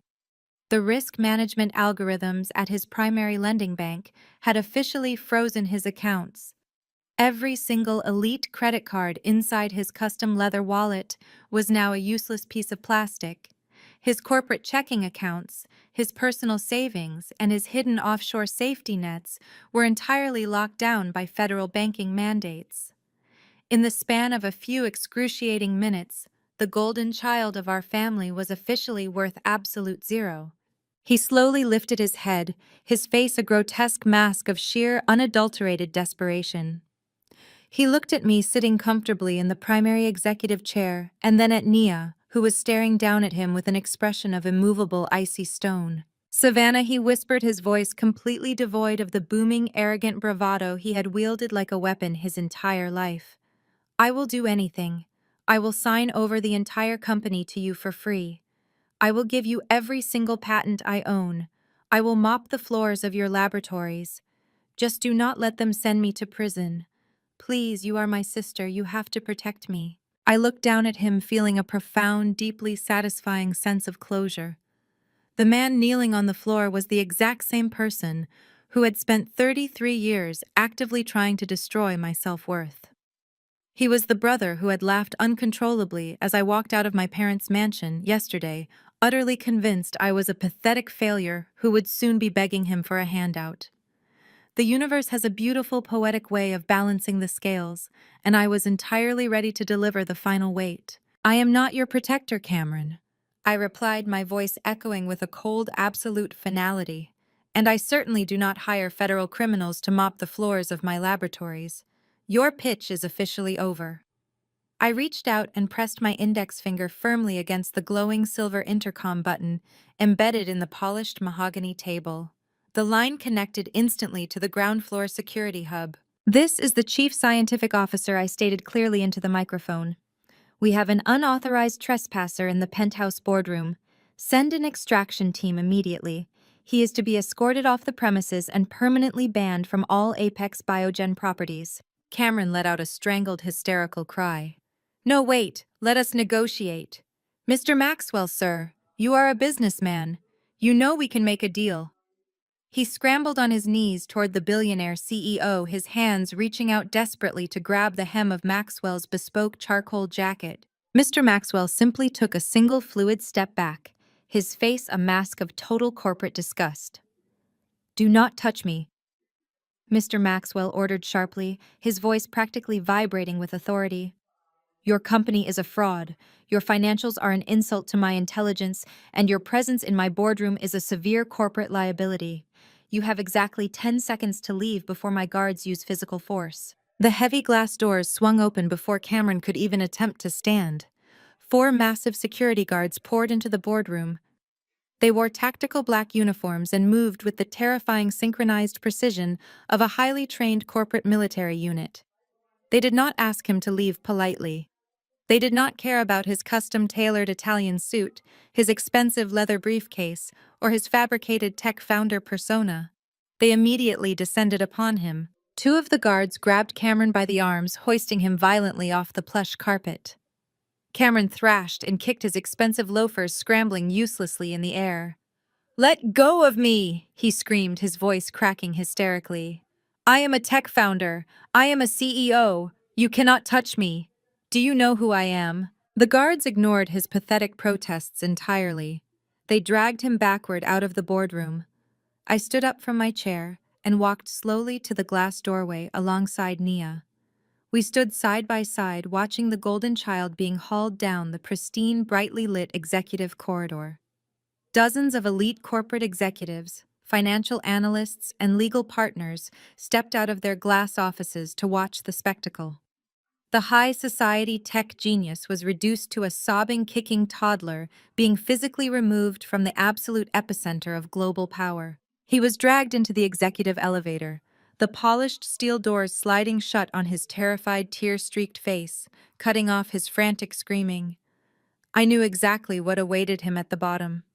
He would be paraded through the massive, crowded glass lobby of the Apex Biogen headquarters.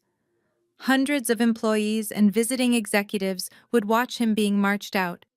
The humiliation would be absolute, public, and entirely inescapable. Every single person in the agricultural pharmaceutical industry would know by lunchtime that Cameron was a blacklisted fraud. I walked back to the floor-to-ceiling windows of the penthouse boardroom and looked down at the street 50 stories below. A few moments later, the heavy glass doors of the main lobby burst open. The security guards literally tossed Cameron out onto the hard concrete pavement. He sprawled onto the sidewalk, his custom suit wrinkled and ruined, his leather briefcase tossed carelessly beside him. He slowly pushed himself up onto his knees, looking completely broken, entirely stripped of his dignity, his wealth, and his billionaire delusions. He reached into his pocket and pulled out his phone. I did not need to be down there to know it was still ringing with the relentless, aggressive demands of the federal banking authorities. He was stranded on the street, with absolutely nothing staring up at the towering black glass fortress he had tried to conquer. Nia stepped up to the window beside me, looking down at the tiny, miserable figure on the pavement. "It is finally over," she breathed, a profound wave of relief washing over her face, making her look years younger. I smiled, turning my gaze away from the street and looking out across the sprawling city skyline. "It is over for him," I corrected softly. "But the financial shockwave is just beginning. By tomorrow morning, the bank is going to foreclose on my parents' mansion. They are going to wake up and realize their golden child just destroyed their entire lives. And when they hit absolute rock bottom, they are only going to have one place left to turn." The corporate execution of Cameron was not a quiet affair. In the cutthroat world of agricultural biotechnology, blood in the water attracts immediate media attention.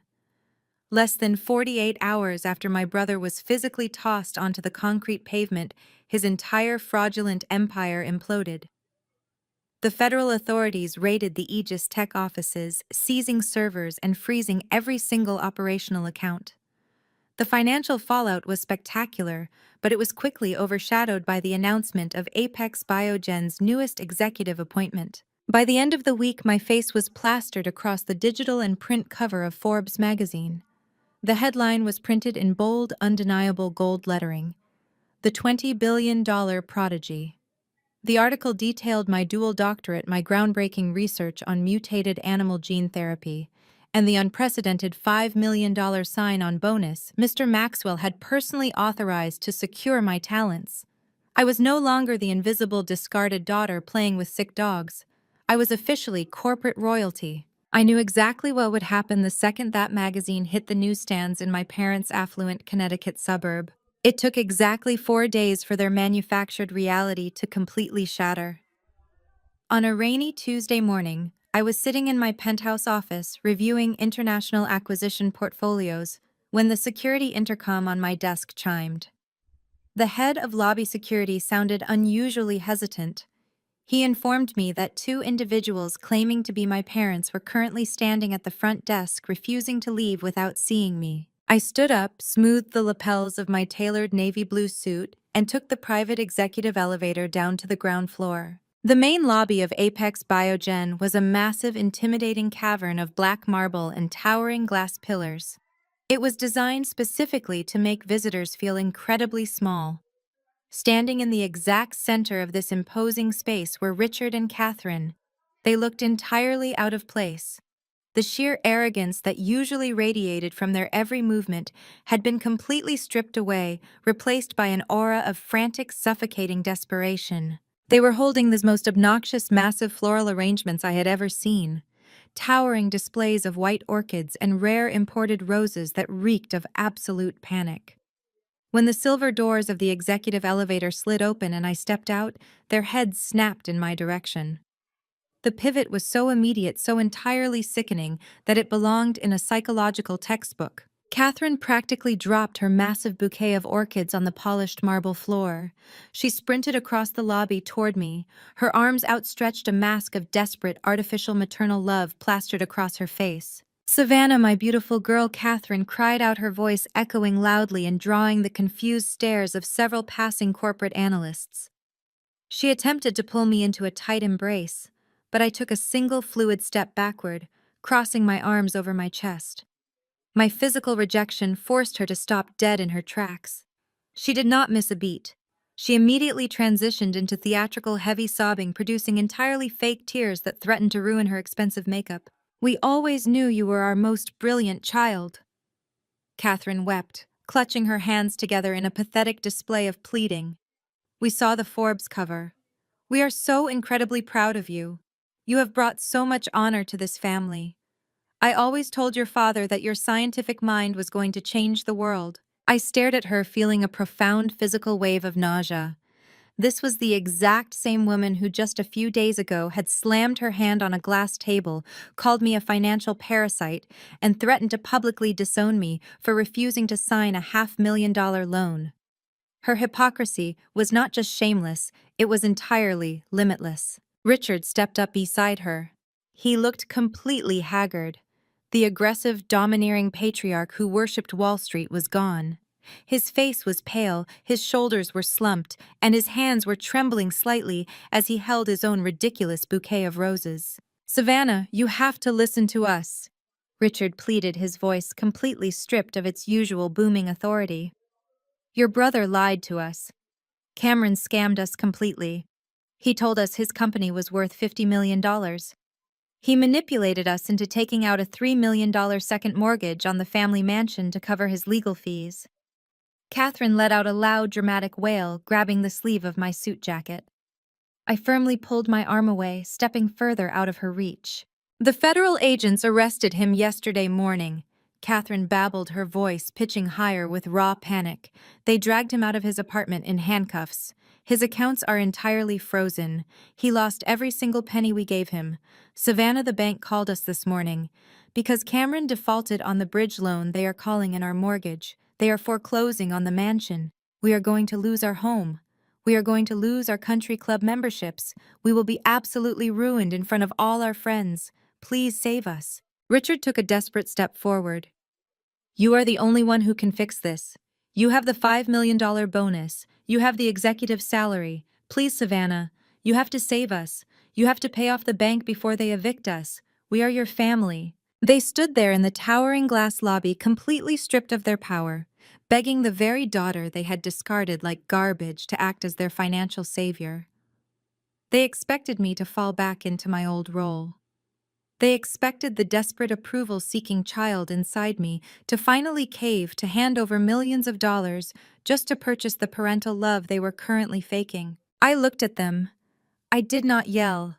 I did not throw their vicious insults back in their faces. My expression remained a mask of absolute impenetrable ice. The security guards stationed at the front desk were watching me closely, their hands resting near their tactical belts, entirely ready to drag my parents out onto the street exactly like they had done to Cameron. All I had to do was give the signal. All I had to do was nod my head and my parents would be physically thrown out of the building. But a simple eviction was far too easy. It lacked the absolute crushing finality they truly deserved. They needed to sign their own death warrants. I slowly lowered my arms and offered them a thin, razor-sharp smile.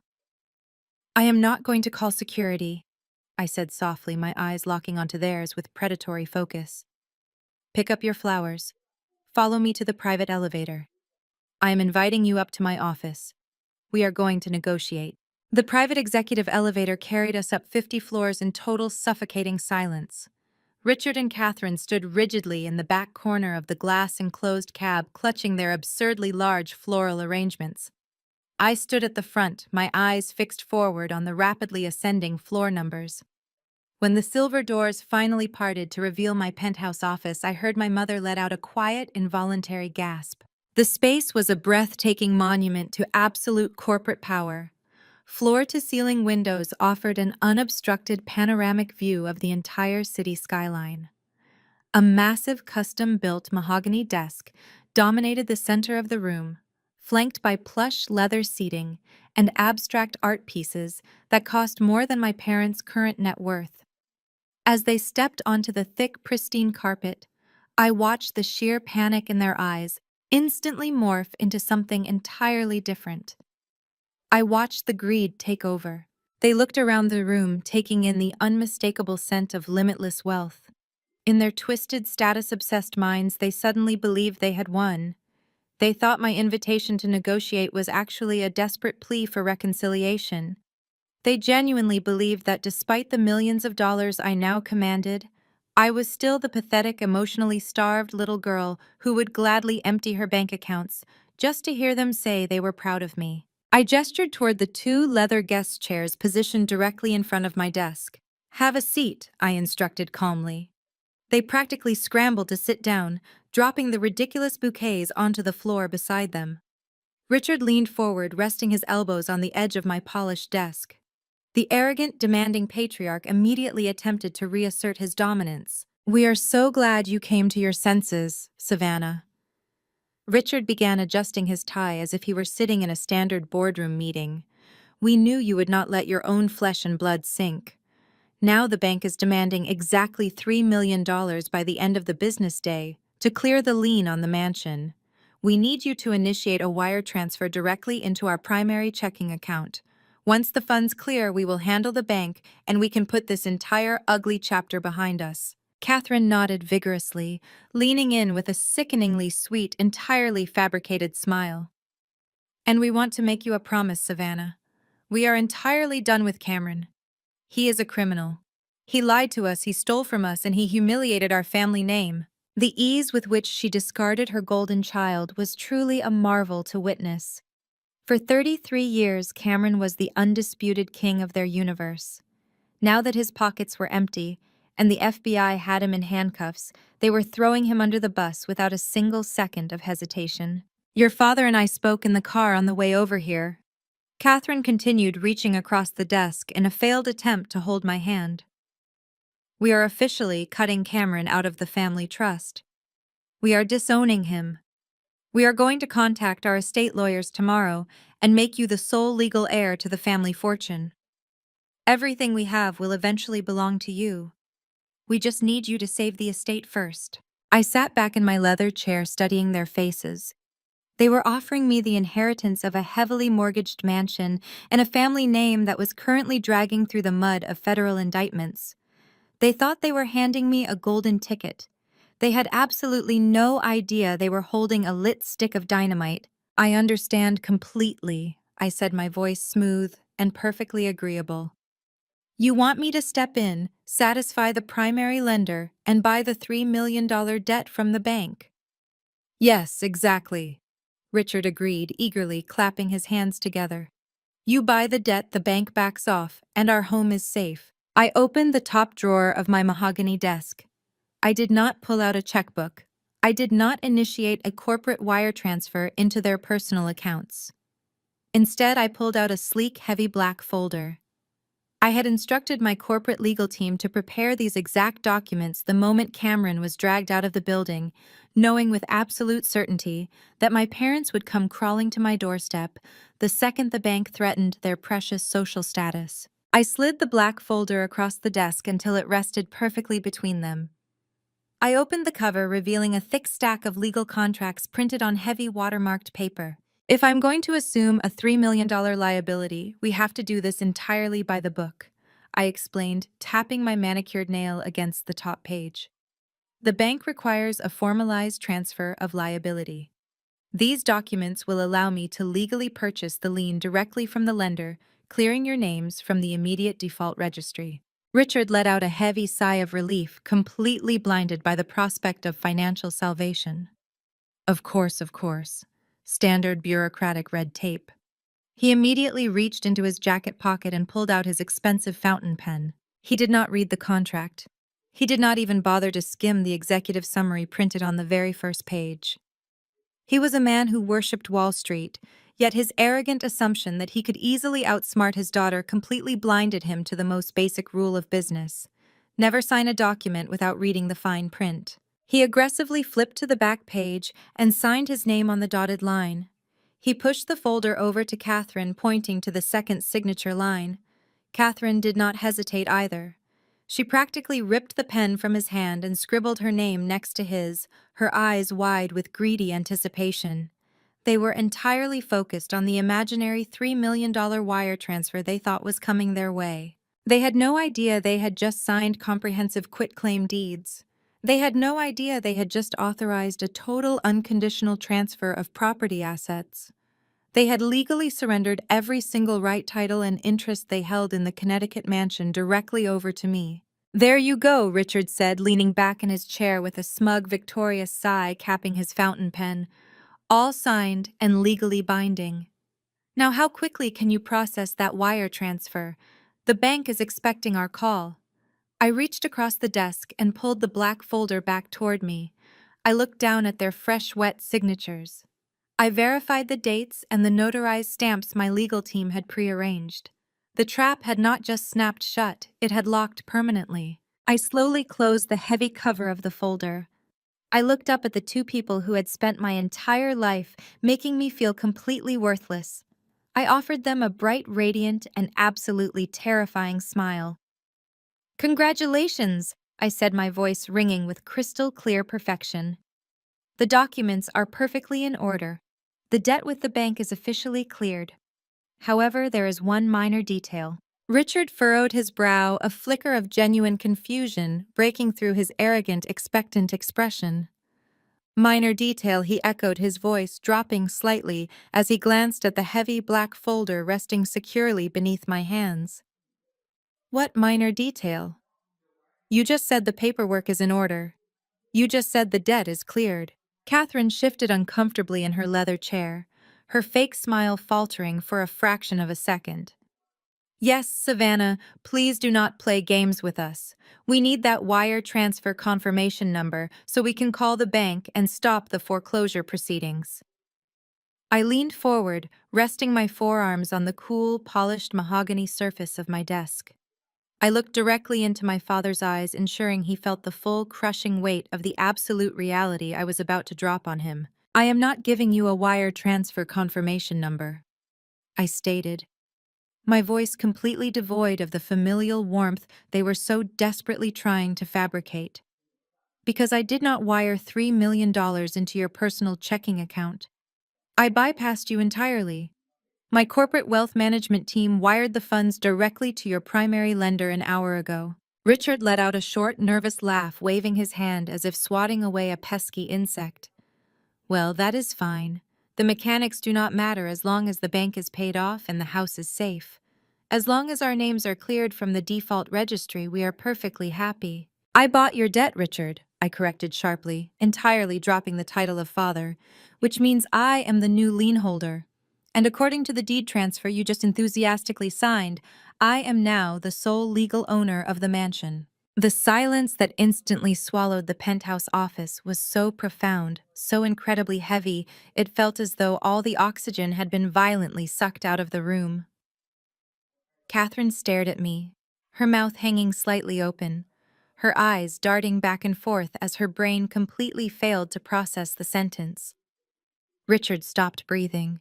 The color drained from his face at a terrifying speed, leaving his skin a sickly ashen gray. "What did you just say?" Richard whispered the words, barely scraping their way out of his throat. I slowly opened the black folder one more time and rotated it so the bold, legally binding text of the first document faced him perfectly.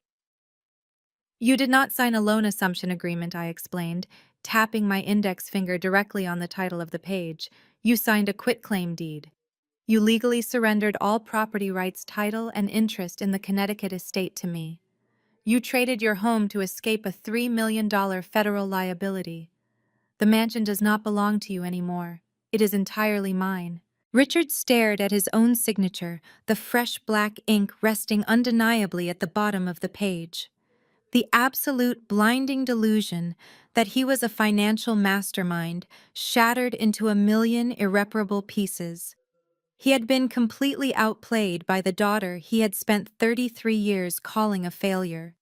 He had blindly walked into my corporate fortress, signed his own death warrant, and handed me the keys to his most prized possession without asking a single question. The realization hit his bloodstream like pure, unadulterated venom. The sheer humiliation of being conned so effortlessly completely bypassed his logic and ignited a violent, uncontrollable rage. "You lying little wretch," Richard roared, his voice exploding with terrifying volume. He lost his mind entirely. He kicked his heavy leather guest chair backward, sending it crashing to the floor. With a primal yell, he lunged across the massive mahogany desk, his hands reaching out violently, his fingers clawing desperately to grab the black folder, or perhaps to grab my throat. I did not flinch. I did not move a single muscle. I did not even blink. Before his hands could even graze the polished wood of my desk, the two massive private security guards, stationed discreetly inside my office, sprang into action. They moved with terrifying lethal speed. One guard grabbed Richard's outstretched arm, twisting it sharply behind his back in a brutal compliance hold. The second guard slammed his heavy hand into the back of Richard's neck, driving him forward with overwhelming physical force. They hauled the struggling, screaming patriarch entirely off the desk and slammed him face first into the thick, bulletproof glass wall of the office. The impact rattled the pane. Richard groaned in pain, his face pressed aggressively against the cold glass, his arms pinned immovably behind him by men who were highly trained to neutralize corporate threats. Catherine shrieked in absolute terror, leaping out of her chair and backing away toward the door. "Richard," she screamed, clutching her designer handbag to her chest, her eyes wide with sheer, paralyzing panic. "Let go of me!" Richard bellowed, his voice muffled against the glass, struggling uselessly against the overwhelming strength of the guards. "You cannot do this. I will sue you. I will drag you through every court in this country. That house belongs to me. I built that estate." I slowly stood up from my executive chair. I smoothed the lapels of my navy blue suit, picked up the black folder, and walked around the mahogany desk. I approached the glass wall where my father was currently pinned like a captured animal. I stood inches away from him, looking at his flushed, furious, defeated reflection in the window. "You are not going to sue anyone," I said, my tone echoing with a cold, absolute finality, "because you do not have a single penny to pay a lawyer. You are completely bankrupt. Cameron burned all your liquid cash, and I just legally acquired your only remaining physical asset. You are entirely destitute." I turned my head to look at Catherine, who was trembling violently near the elevator doors, tears of genuine terror finally spilling down her heavily made-up face. She looked at me not as a daughter, but as a terrifying, untouchable entity she could no longer control or manipulate. I looked back at Richard, making sure my next words cut straight down to the absolute core of his soul. "You demanded $15,000 from me for rent because you raised me," I asked, throwing his exact toxic words back in his face with surgical precision. "Well, this house is mine now. You have exactly 24 hours to pack your bags and get off my property." "No," Catherine gasped, falling to her knees on the pristine carpet, her hands covering her face as loud, hysterical sobs tore through her chest. "Savannah, please.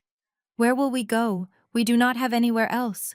We do not have any money. You cannot throw your own mother out onto the street." I looked down at her with a total absence of pity. The woman kneeling on my floor was a stranger. "You threw me out the moment I chose a career you could not brag about at your country club," I reminded her coldly. "You abandoned me in a parking lot on my graduation day. To celebrate a criminal, you made your choice. Now you get to live with the exact consequences of your blinding arrogance." I turned to the head security guard. "Escort them out of the building. If they resist, call the local police and have them arrested for trespassing on Apex Biogen property." and send a message to my private security team in Connecticut. Tell them to be at the mansion at noon tomorrow to oversee the eviction. If they leave a single piece of trash on the floor, deduct the cleaning fee from whatever worthless furniture they try to take with them. The guards yanked Richard away from the glass. He did not fight back anymore. The violent rage had completely burned out, leaving nothing but a hollow, broken, utterly destroyed old man. They dragged him toward the elevator, while Catherine scrambled to her feet, following closely behind, sobbing uncontrollably. They left their massive, ridiculous floral arrangements lying completely forgotten on the floor of my office. Once the elevator doors slid shut, sealing away the last pathetic remnants of my toxic family, I walked over to the bouquets. I picked them up, carried them to the corner of the room, and threw them directly into the trash can. The stench of their desperation was finally gone, and the air in my empire was perfectly clear. The stench of their desperation was finally gone, and the air in my empire was perfectly clear. The very next day at precisely noon, my private security team arrived at the sprawling Connecticut estate. I did not go in person. I had absolutely no desire to watch them pack. I monitored the entire eviction through the live video feed transmitted by the lead security officer's body camera. It was a masterclass in poetic justice. Richard and Catherine, the elite snobs, who once hosted lavish charity galas and sneered at anyone who wore off-the-rack clothing, were now frantically shoving their remaining belongings into cheap brown cardboard boxes. Because their bank accounts were entirely frozen, they could not afford professional movers. They could not afford a moving truck. They had to borrow a rusted, dented pickup truck from a former groundskeeper who only agreed to help out of pure pity. I watched through the crisp, high-definition feed as Catherine dragged a heavy trash bag filled with designer shoes across the pristine hardwood floors she used to brag about. Her makeup was smeared, her hair was a tangled mess, and she was actively weeping as the security guards stood by with their arms crossed, strictly enforcing the 24-hour deadline.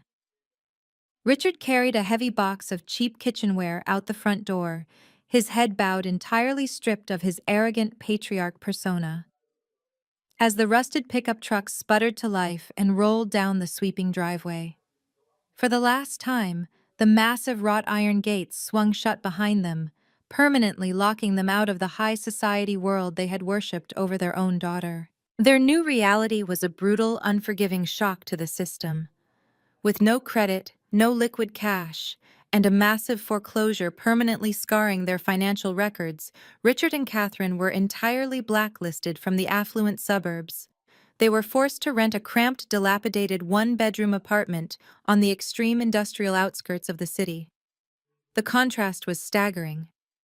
Instead of vaulted ceilings and crystal chandeliers, they now had peeling yellow wallpaper and a ceiling fan that rattled ominously with every rotation. Instead of manicured gardens and a heated swimming pool, their single window overlooked a noisy, smog-filled highway and a flickering neon sign from a neighboring liquor store. There was no country club to escape to. Their elite friends, the same people Catherine had spent decades gossiping with over expensive brunch, blocked their numbers the second the news of their financial ruin leaked. They were total social pariahs. I received reports from the private investigator I kept on retainer that Catherine spent her days sitting on a cheap, sagging thrift store sofa, staring blankly at the peeling walls, entirely unable to comprehend how she had fallen so far. Richard, the man who used to confidently dictate corporate strategy, was now reduced to scanning the classified ads in the local newspaper, desperately searching for entry-level, hourly wage jobs just to keep the electricity turned on. They were living in a personal hell entirely of their own making. But the destruction of my parents was only the opening act of the grand finale. The true spectacle occurred 3 days later in the most exclusive, heavily gated neighborhood in the state. Cameron had managed to retreat to his upscale rented townhouse after being physically thrown out of the Apex Biogen lobby. He was frantically pacing his living room, surrounded by half-packed suitcases, desperately trying to figure out a way to flee the country before the federal authorities finalized their case. He still believed he had a tiny window of opportunity to escape. He was dead wrong. At exactly 6 in the morning, the tranquil silence of the elite neighborhood was violently shattered. A fleet of black unmarked tactical vehicles swarmed the manicured street, screeching to a halt directly on Cameron's pristine front lawn. Dozens of heavily armed FBI agents wearing tactical vests poured out of the vehicles. They did not knock politely. They used a heavy steel battering ram to entirely obliterate his custom mahogany front door, breaching the townhouse with overwhelming, terrifying force. Cameron was tackled to the floor of his foyer before he could even reach for his passport. The agents pinned him aggressively against the imported marble tile, shouting federal commands that echoed out into the quiet street. They read him his Miranda rights clearly and loudly, stating the federal charges of wire fraud, securities fraud, and aggravated identity theft. They dragged him up from the floor, his hands locked tightly in heavy steel handcuffs behind his back. He was wearing silk pajamas, completely disheveled, crying hysterically, as they marched him out the ruined front door and onto the bright green grass of his front lawn. The timing of the raid was flawlessly executed for maximum public exposure. It was the exact hour when the wealthy executives and high society housewives of the neighborhood were out walking their purebred dogs or heading to their luxury vehicles for their morning commute. A massive crowd of elite neighbors had gathered on the sidewalks watching the golden tech boy being paraded like a captured animal. News helicopters were already circling overhead, broadcasting the live takedown to every local news station in the state. Cameron desperately tried to hide his face, sobbing loudly, pleading with the federal agents to put him in the vehicle.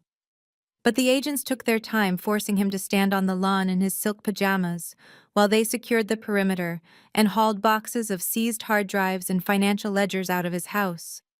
The neighbors watched in absolute disgust, whispering, rapidly capturing the humiliating scene on their smartphones. The golden child was entirely unmasked.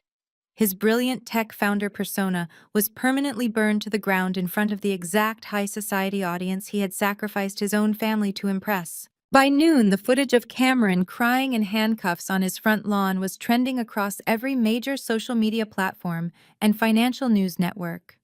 The articles detailed his elaborate Ponzi scheme, his forged documents, and the millions of dollars he had stolen from unsuspecting investors. The family name was not just tarnished. It was completely obliterated. Any lingering shred of respect or status my parents desperately hoped to cling to was entirely wiped off the map. They were the parents of a high-profile federal criminal, bankrupt, homeless, and globally humiliated. I watched the news broadcast from the massive flat-screen television in my penthouse office. I took a slow sip of my freshly brewed coffee, feeling the warm liquid soothe my throat. I looked out the floor-to-ceiling windows at the sprawling city I now helped control. The empire was secure, the toxic rot had been surgically removed, and the board was completely cleared. The empire was secure, the toxic rot had been surgically removed, and the board was completely cleared. But clearing the board was only the first step in maintaining a $20 billion stronghold. As the new chief scientific officer of Apex Biogen Y, held absolute veto power over all mergers and acquisitions. My days were suddenly consumed by an endless avalanche of pitch decks, clinical trial data, and startup valuations. While my dual doctorate allowed me to instantly identify fraudulent genetic research and scientifically impossible agricultural claims, evaluating the financial integrity of these companies was an entirely different battlefield. The current financial executives at Apex Biogen had already proven their staggering incompetence. They were the exact same men who had eagerly greenlit Cameron's fabricated spreadsheets simply because he wore an expensive suit and used the right corporate buzzwords. I could not trust them. I needed a financial attack dog. I needed someone who could see through the intricate, deceptive labyrinths of corporate accounting with the same ruthless clarity that I applied to genetic sequencing. There was only one person on the planet who possessed that exact level of unmitigated, terrifying financial brilliance. I sent a secure car to pick up Nia later that week. When she walked through the heavy glass doors of the Apex Biogen penthouse boardroom, the transformation was nothing short of breathtaking. The exhausted, terrified woman in the beige trench coat from the dimly lit coffee shop was entirely gone. The suppressed, perfectly manicured housewife, who had spent a decade shrinking herself to protect Cameron's incredibly fragile ego, had been permanently erased. Nia stepped into the room wearing a striking, tailored emerald green power suit that complemented her rich, dark skin perfectly. She carried a sleek leather briefcase, walking with the posture of a woman who had just single-handedly handed the FBI the roadmap to dismantle a massive federal crime ring. I stood up from the mahogany table and poured 2 glasses of sparkling water, sliding one across the polished wood toward her. She took a seat in the plush leather guest chair, looking around the massive, intimidating corporate fortress with calm, analytical eyes. "How are you holding up?" I asked, taking my seat across from her. Nia offered a genuine, radiant smile. "The divorce is moving forward uncontested, because Cameron is currently sitting in a federal holding cell with no access to legal funds. The authorities froze his accounts, but because I turned state's evidence and proved my signatures were forged, my personal assets are fully protected and separated from his wreckage. For the first time in 10 years, Savannah, I am completely free." I nodded, resting my hands on the table.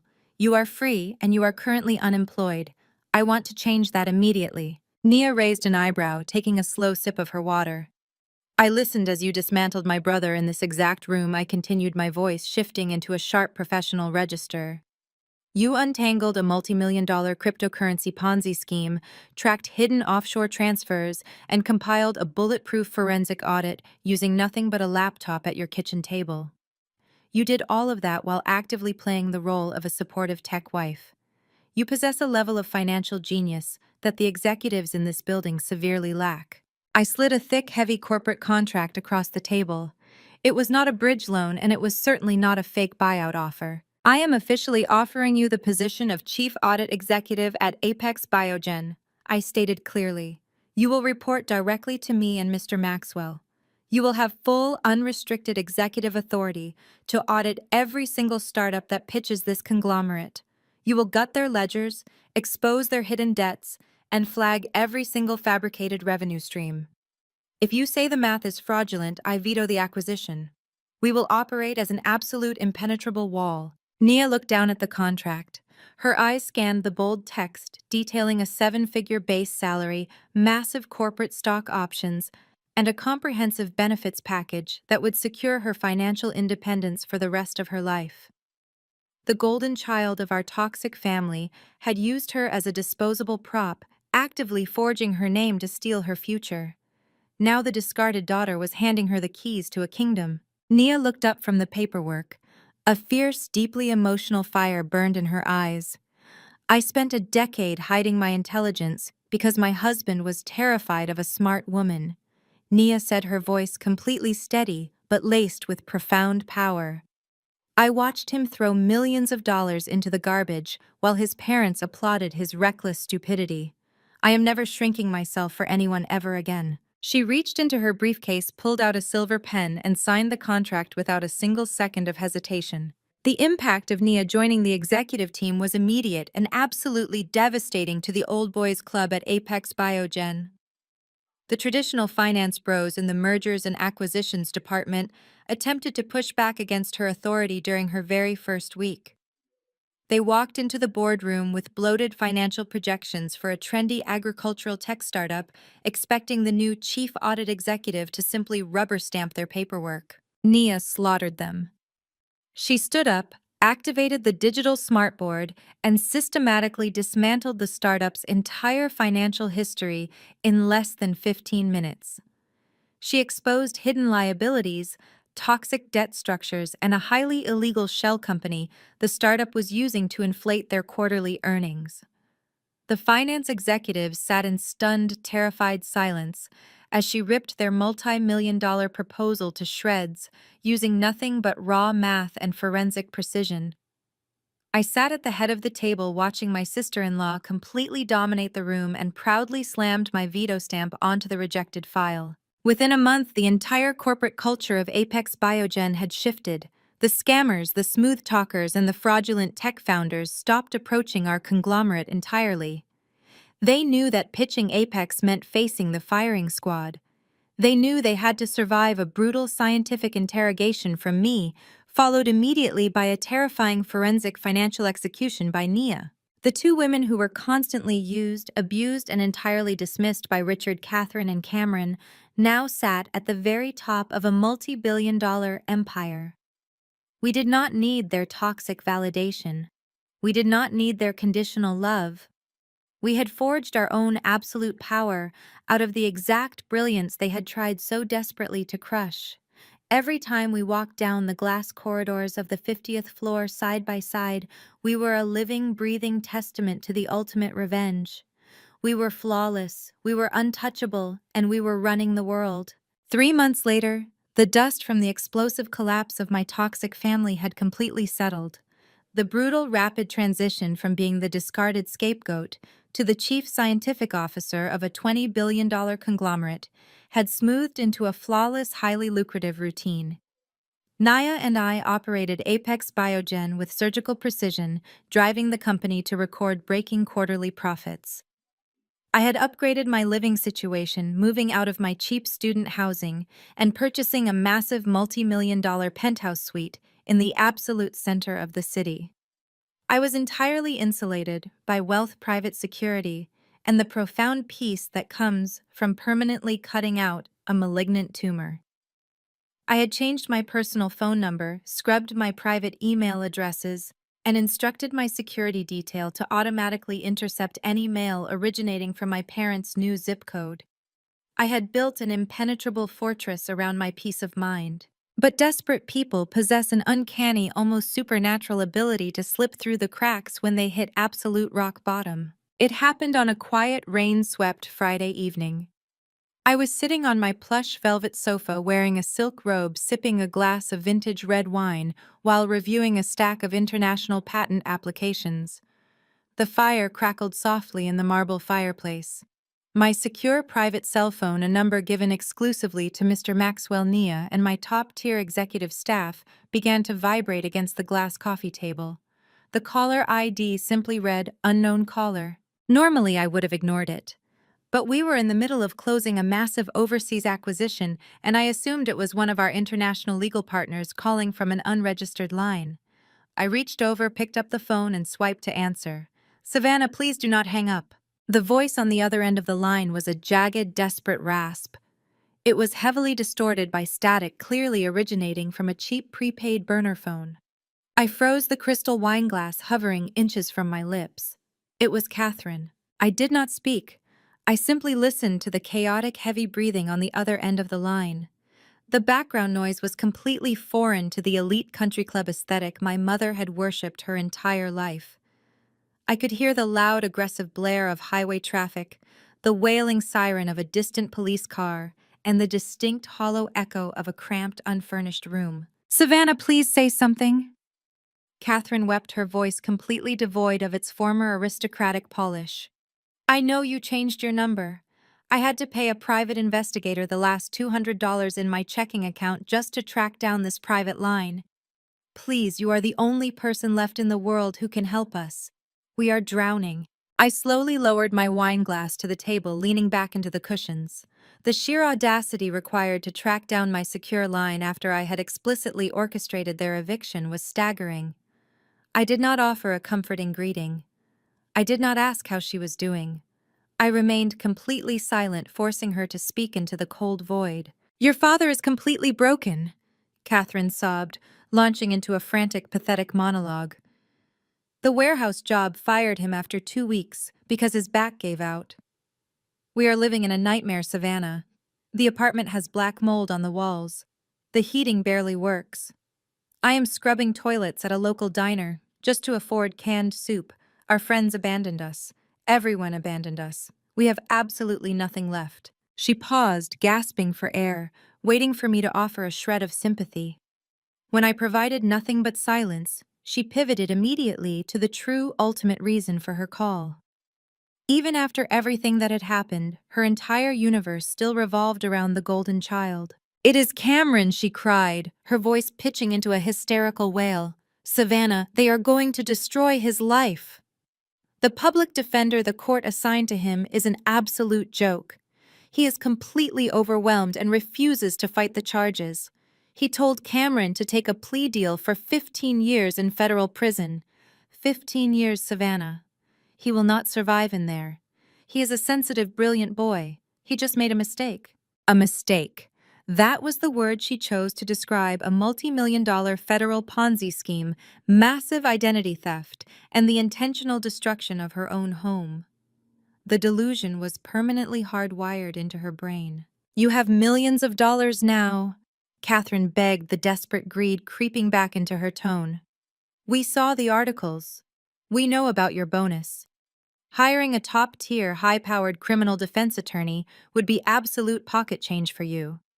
You can afford the best legal team in the country to get him out of this. You have to save your brother. And Savannah, since you have so much now, maybe you could just set up a small monthly stipend for your father and me. Just $5,000 or $10,000 a month. Just enough so we can survive and move out of this horrible neighborhood. We are your family. Blood is thicker than water. Please, Savannah, we are begging you." I sat in the quiet luxury of my penthouse listening to her pathetic, hyperventilating sobs. A year ago, a call like this would have sent me into a blind panic. I would have felt the crushing toxic obligation to empty my savings account just to rescue them from their own catastrophic decisions.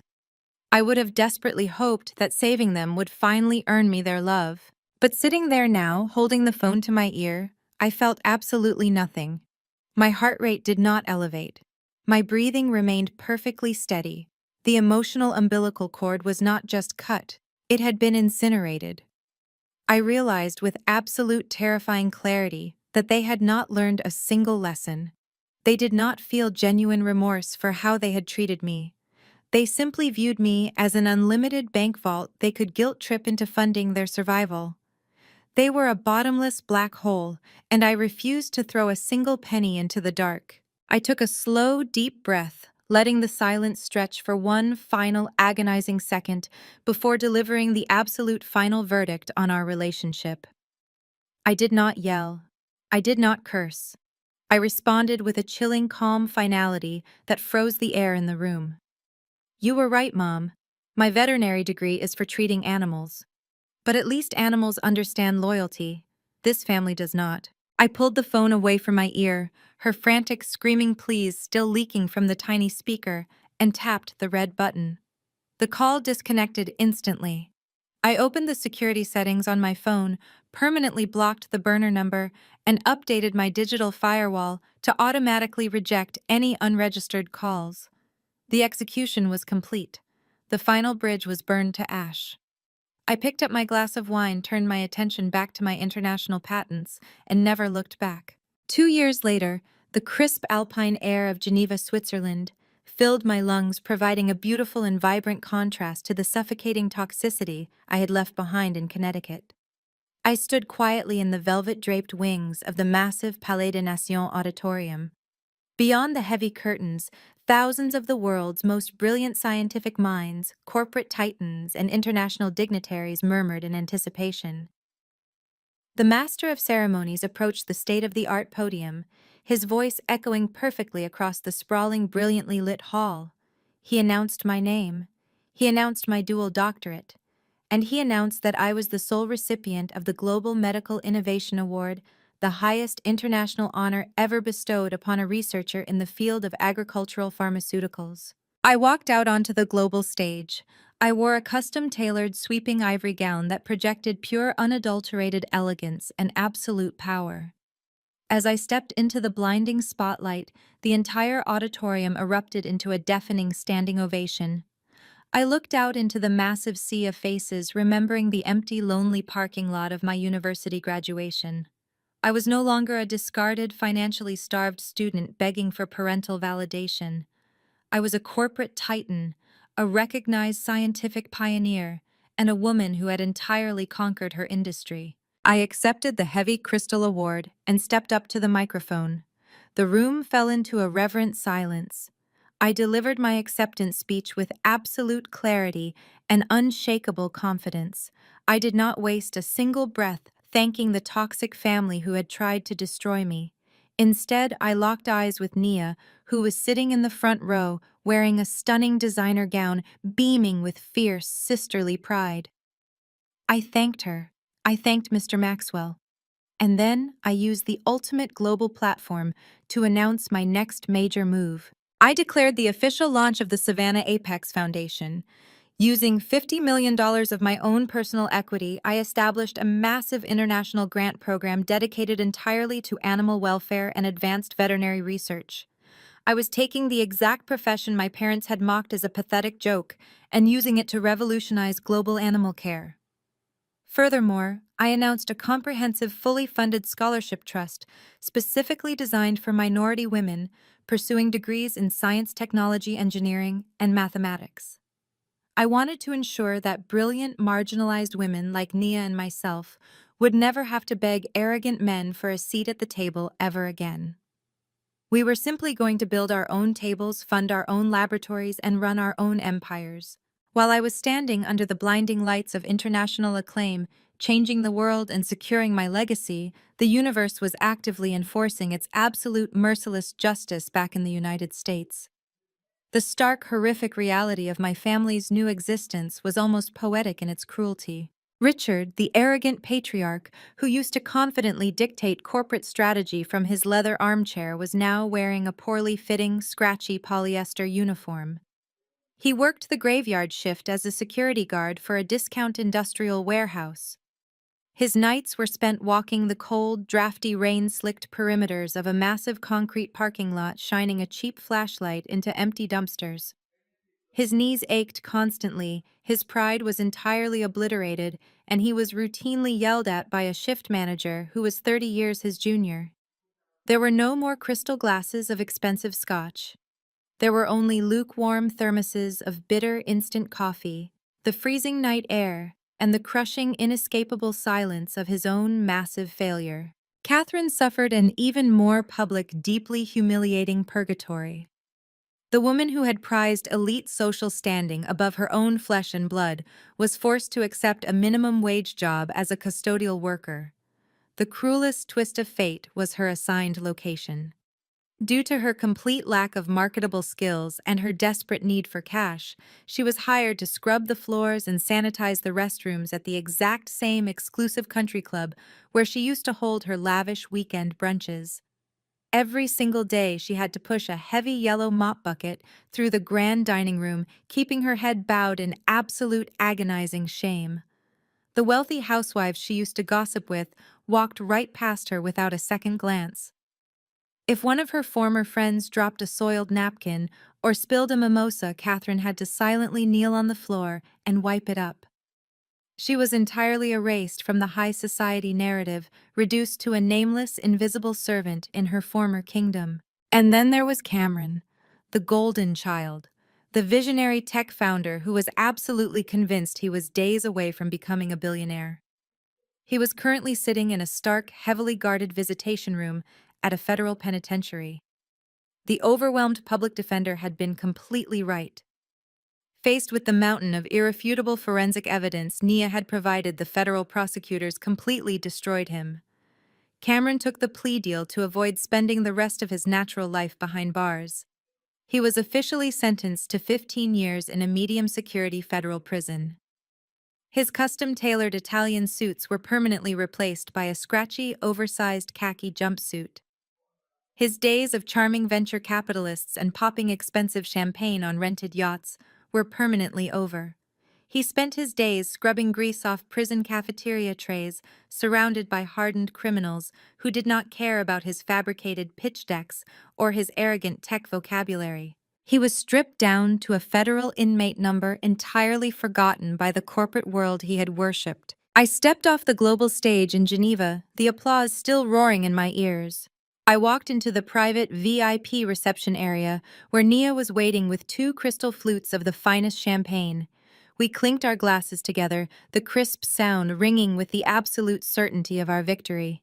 That night in Geneva was a flawless international validation of everything I had built, but the most profound moment of closure occurred exactly 1 week later, back on our own turf. I stood on the sprawling private rooftop terrace of the Apex Biogen headquarters. We were 50 stories above the ground, surrounded by a sleek glass parapet that offered an unobstructed 360-degree view of the glittering city skyline. The night air was crisp and cool, carrying the faint electric hum of the massive metropolis sprawling out beneath us. It was a city I used to navigate with the heavy, suffocating anxiety of a broke, unloved student. Now I looked down at the grid of glowing streets and towering skyscrapers with the absolute, unshakable confidence of a woman who owned the board. Nia stood beside me, leaning gracefully against the glass railing. She wore a stunning, perfectly tailored white silk suit that caught the ambient light of the city.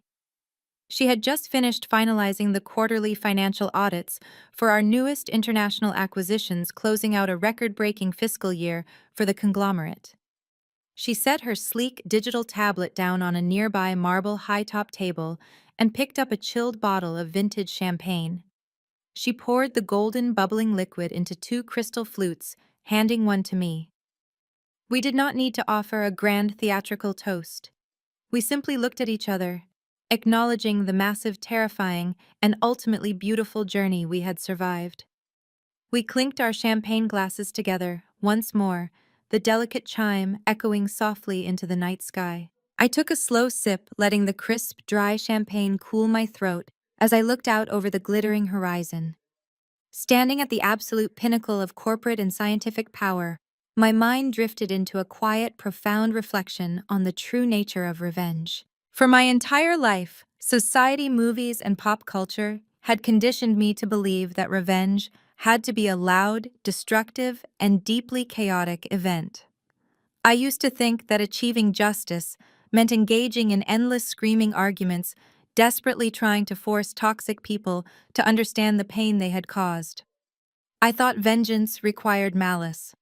I thought it required stooping down to their level, dirtying my own hands in the mud, to ensure they felt the exact same sting of rejection and humiliation I had endured.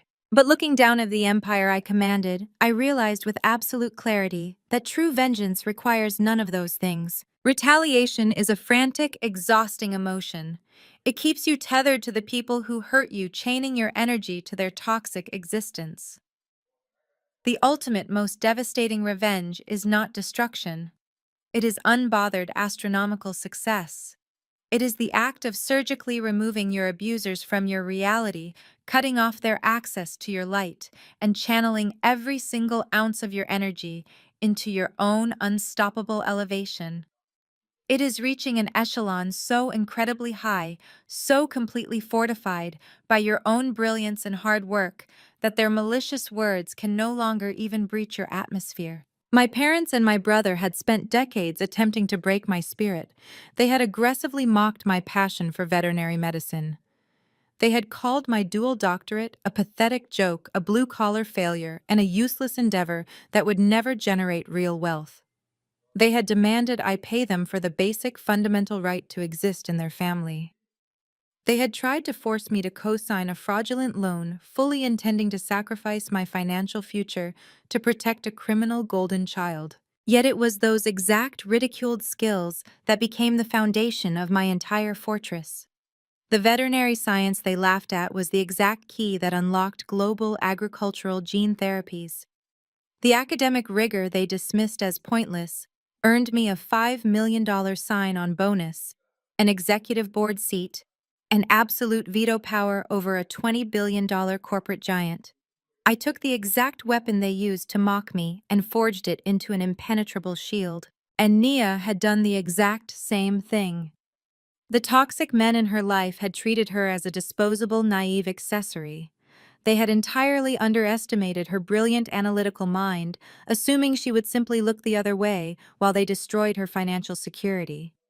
Now she was the ultimate financial gatekeeper of an international conglomerate wielding a level of corporate authority that Cameron could not have achieved in 10 lifetimes. We did not have to plant fake evidence to destroy my brother.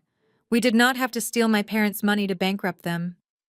We simply stepped aside, established ironclad boundaries, and allowed their own blinding greed and monumental arrogance to consume them entirely.